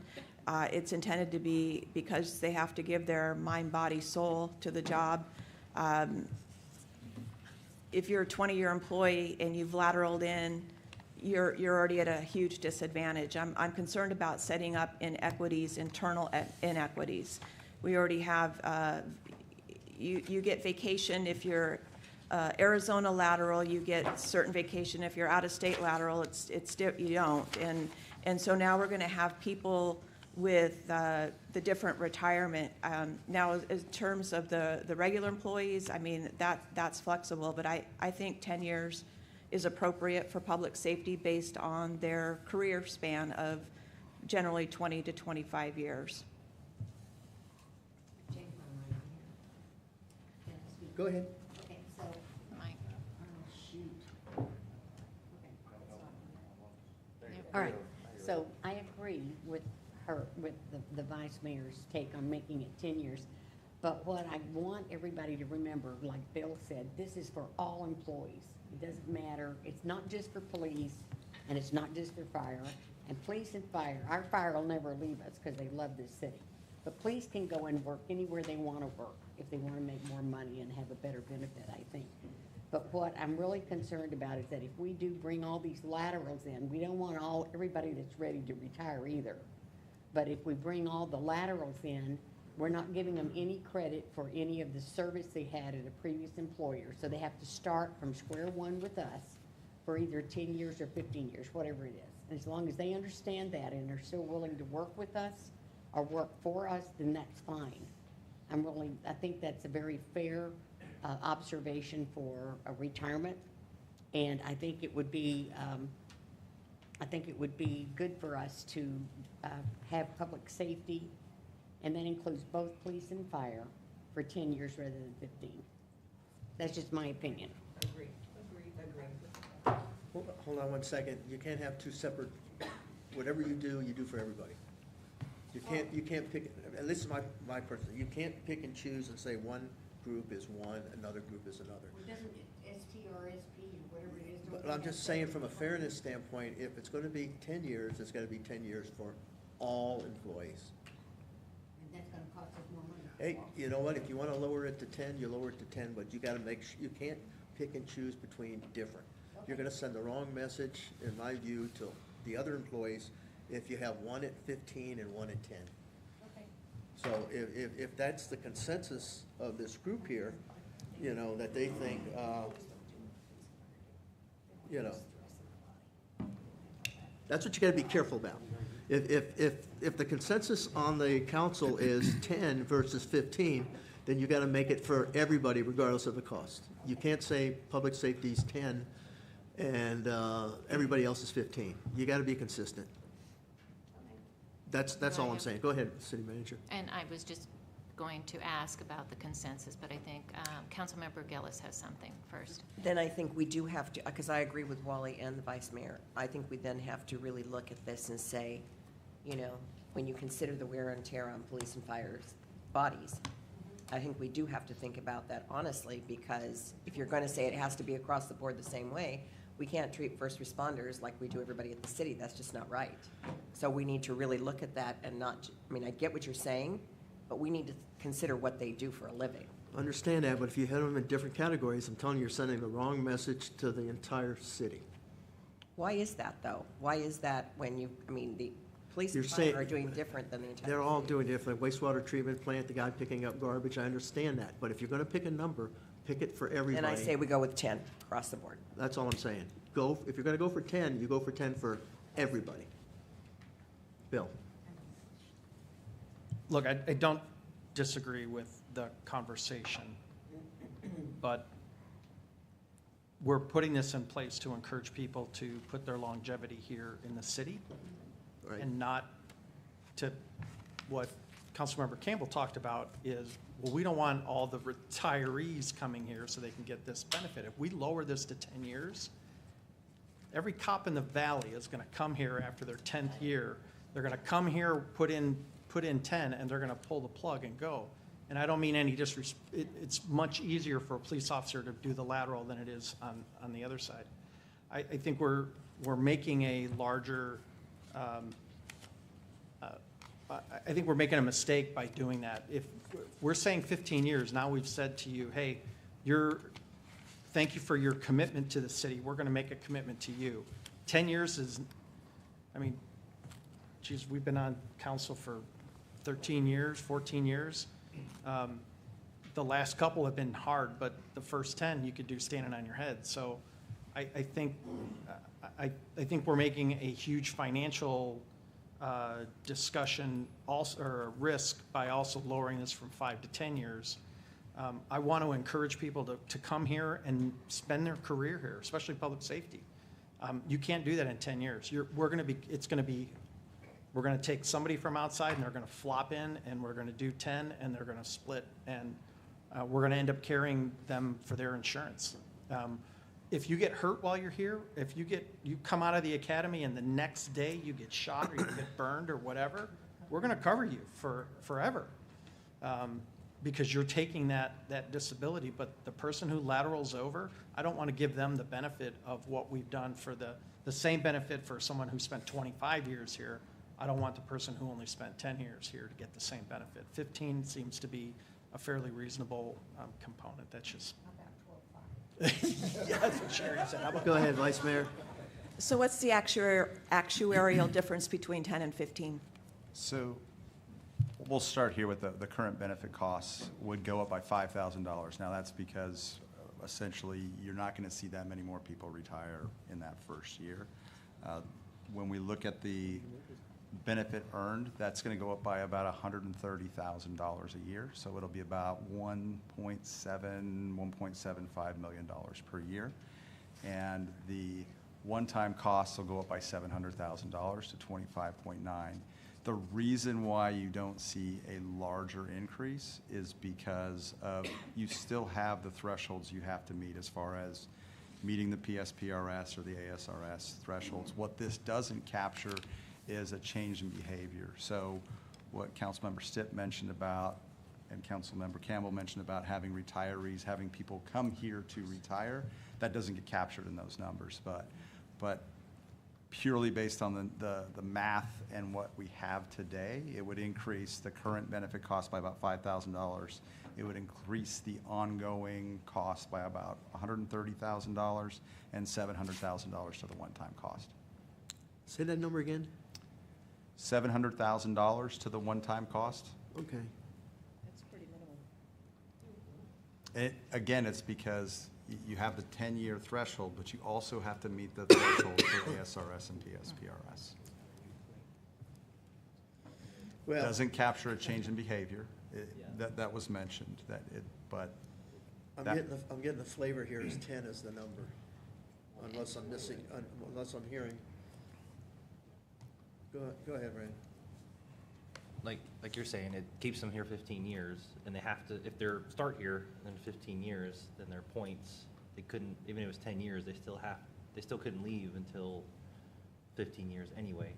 But if they lateral from somewhere else, we get them when they're 10 years out from retirement, then we get it the other direction. Then we just get them for only the 10 years. So it's not as much of a retention as a lateral incentive. It's got to be 10. For behaviors, that's what it sounds like you're saying. It's got to be 10 consistent years. 10 consistent years, So yeah. if you come in, leave, come back, you still got to have 10 years. So we're gonna get the people that consistently already have sitting. 15 years somewhere else coming here to get their extra 10 years. Plus, Which- we're gonna carry their pension that they've already had from before. So if they've got 12 years on the job somewhere and they come over here, we're carrying their first 12 years of pension liability, plus now this. Yeah. I mean, Just depends what we wanna solve, what we wanna design. yeah, we're gonna solve one problem, Yeah. create another, I don't know. We've been carrying their pension liability anyway. I mean, we're already doing that, but, you know, you talk about, okay, what if you get a 10-year veteran who's got training and experience versus a brand-new one out of the academy? That's a benefit to us as well. So I don't think it happens in fire as much, but certainly police, we do hire a lot of laterals. In fact, for a long time, I understood that we hired laterals only. And so it's just, one of my concerns about this is you're going to have all these unintended consequences because we're getting this rush through. But again, for a public safety career, it is a different time frame. And you know, if we want to extend that all to all employees, I mean, I think that's fine because it's not moving the needle financially very significantly. Go ahead. Well, I guess I totally get what the mayor's saying about we want to be fair to everybody. Because we are a small enough organization, we do want to make sure that we do have that umbrella over everyone. I understand that public safety does have a whole different kink on how it works and where we're getting people. It does not move the needle to move it down for everyone down to the 10 years. It doesn't seem to move that needle. And I guess then that's up to our directors and our chiefs and everyone when, in the hiring process, really, I mean, to leave it to them to say, is this someone that's coming to our city that is the best, that is coming with that 10 years from whatever, whether it's wastewater, fire, police, finance, are they the best of the best? Or is this someone that's a time builder just looking to build that, to put in the time, and we're just gonna fill a spot? So that would be the city manager and the city management's obligation. I think it is a well-thought-out point. We don't want to attract just simply people that are looking to, you know, put in the last 10 and get a benefit and be done. So I am concerned about that, but I think that's outside our purview here, and I think that goes straight to the city management and the city leadership. So if the majority is 10, I have no problem there, because I thought it'd be a much bigger hit, but it doesn't seem to be a big hit, so I would be fine with that. It gets where I wanted it to go. Let me ask this question, so you got over there. First of all, is 10 the number? First, I got two questions. Is 10 the number? Yes. Just shake your head. We're not supposed to be voting on anything. You know, it's kind of give me that look, you know what I mean? He always gives you that look. Give me that Rodney look. Give me that Twain, that's Jim type of thing.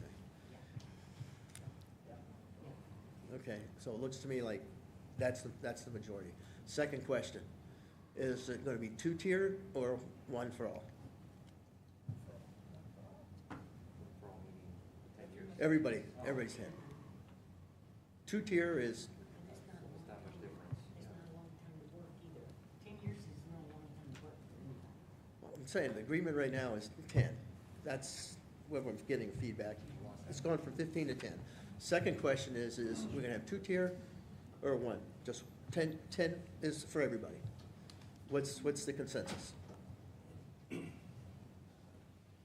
We're not supposed to be voting, just give me a look-see. Well, it's a dilemma, because out of ASRS, your retirement requirements are going to put you in a different timeframe than public safety. I mean, you're going to Just a be straight- older, you're just- going to be, Just a straight answer. Longer. You want it separate or not? That's all. Yes or no? You know, I would add, as you move into tiers 2 and 3, they start getting a little closer together Well, in the terms problem of. is that Arizona retirement systems, the new people coming on board, I don't think they can retire before 62. And you gotta have a minimum of 10 years in the system now, before you're vested. I Before mean, you're they've changed the yes. whole Yes. system now with Arizona retirement system. Yes, and So likewise I think with you're gonna be a lot older, PSPRS, and with if you the have 10 tier. years consistently at the city, even if you're jumping from other cities, you're not gonna be retired, and you're relatively new, you're not gonna be able to do it like we used to with 80 points. No, yeah, I mean, it's changed significantly under the new system. So the question I have is, we can't vote. Question is it 15-10 or 10-10? Yeah, let the price wise, that's all. Just this, yeah. 10? 10? 10 across? You got it, okay. Okay. So, and then I guess just talking out loud here as well, I think I'm leaning more towards to spread it out as much as we can versus the one where we do the 1.6 plus right at the beginning. So, You know, just because I want to bite the apple little by little versus, especially with all the growth we're going to have, because we have all these things that we've already committed to onboarding with from different. a finance standpoint, I tend to agree with you because you can always bump that up. Yeah, we can move the timetable up a little You extra. can, you can always if you bump have that up, 40 million depending sitting on around once you get every some year. real numbers coming in. You can increase that pay-as-you-go higher all the way up. I mean, there's nothing that says you gotta keep that once you come back each time, so. I personally like to pay-as-you-go with the option to adjust it each year, depending on whether you feel we've gotta move it up to cover from a finance standpoint. Yes, go ahead. What I'd like to recommend is, we've gotten your feedback on this, and knowing that we've got supplementals coming in, we'll take this all back, crunch the numbers, see Okay. how much we can, I mean, we have a base that we Okay. know we need to do, and we can look to see what we could add to that and continue to add more to it, and we bring it back I through the just think it budget gives you more process. flexibility Yep. based on Yep. what's coming in and what the supplementals are. So we can help. That addresses, what Councilmember Hampton had mentioned as well. So. And I guess to Councilmember Stiff's point, is there anything that you see coming down the line that this would prevent us from completing something because we're doing this? I know you're gonna solve it however you guys wanna do it, but I just wanna make sure that you see anything that's out there that we need to retool this a certain way to make sure that we're gonna meet our obligations that we've already committed to that maybe we're not remembering right now. And we've got the big reserve too. You're gonna see that shortly, when he brings it back. Okay, like I said, I would say if you give us a month when we come back with a 5-year model at the council retreat, Yeah, it's certainly you're gonna something we can have a present something to discussion us. about. And that's something we'll show you specifically what our plan is, And both like- for the one-time and for the ongoing. Like Councilmember portion. Stipp doesn't always have to come from that. There's a lot of options, so. Go ahead, Vice Mayor. Okay. Sounds like we're wrapping up. Are we not going to talk about the Medicare? Oh, yeah, that's next. Okay, We all right. just- I we just want to just make got- sure that we're not, Nope. probably need a break sometime soon, but, Yeah, yeah. all right. I'll tell you what, how long do you think it's going to take us to get through the Medicare? About 15 minutes. Can you guys hold out another 15? You want a 10, break? 15? Need a break? Vice Mayor? It's up to you. I don't know. I think you. Scott? Bill? Okay, let's do a 10-minute break, and then we'll come back, okay? Oh, man, I could use a break.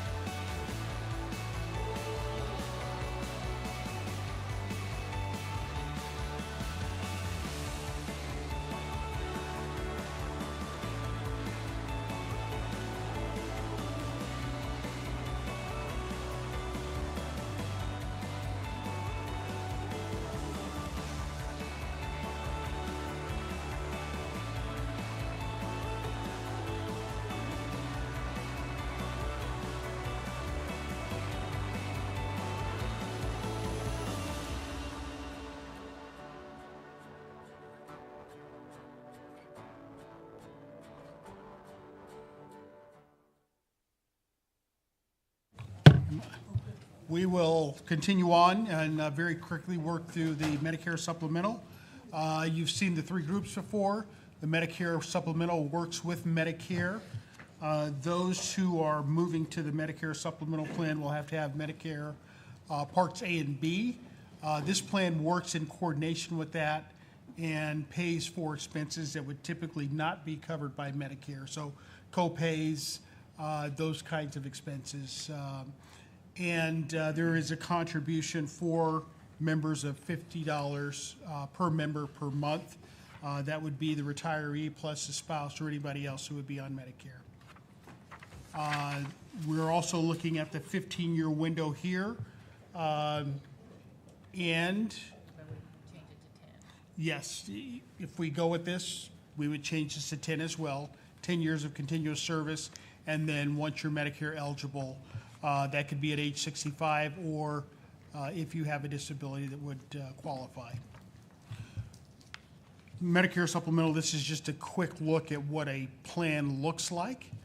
These plans vary, they're widely available, but Part A would handle hospitalization, and on the right-hand side, you'll see what it would cover, which typically wouldn't be covered by Medicare.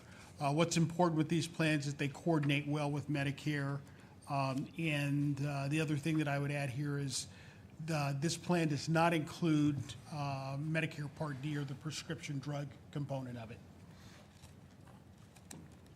This is the one-time cost and the ongoing cost for the Medicare supplemental plan.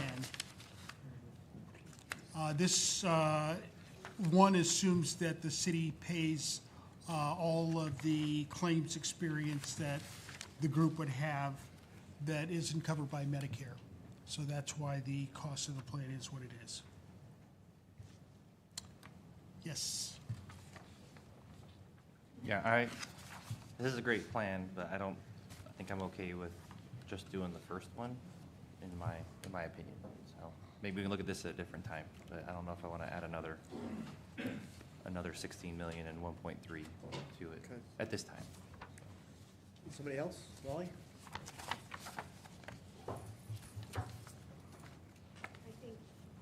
There's enough plans out that if you are Medicare eligible, you can fund your own secondary plan very easily, even out of your retirement plan. The main thing is to have some coverage to get you to Medicare, because that's the most expensive part, is if you have no coverage at all. Okay. So, Vice Mayor?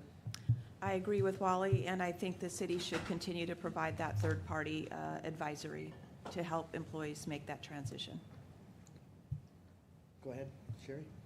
I think I'm going to agree with everybody. It seems like there's sufficient Medicare plans out there. I know there's going to be a lot of changes in Medicare in the next couple of years, I would assume, that's going around.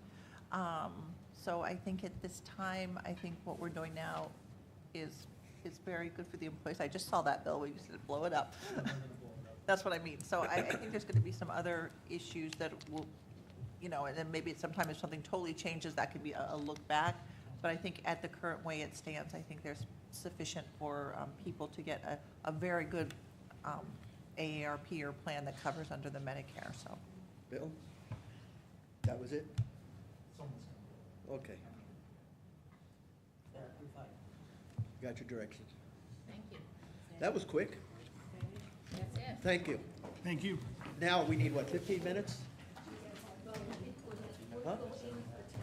Aim for 10 to get started over there, but the kids, food's, yeah, but the kids, where's the food? Here or over?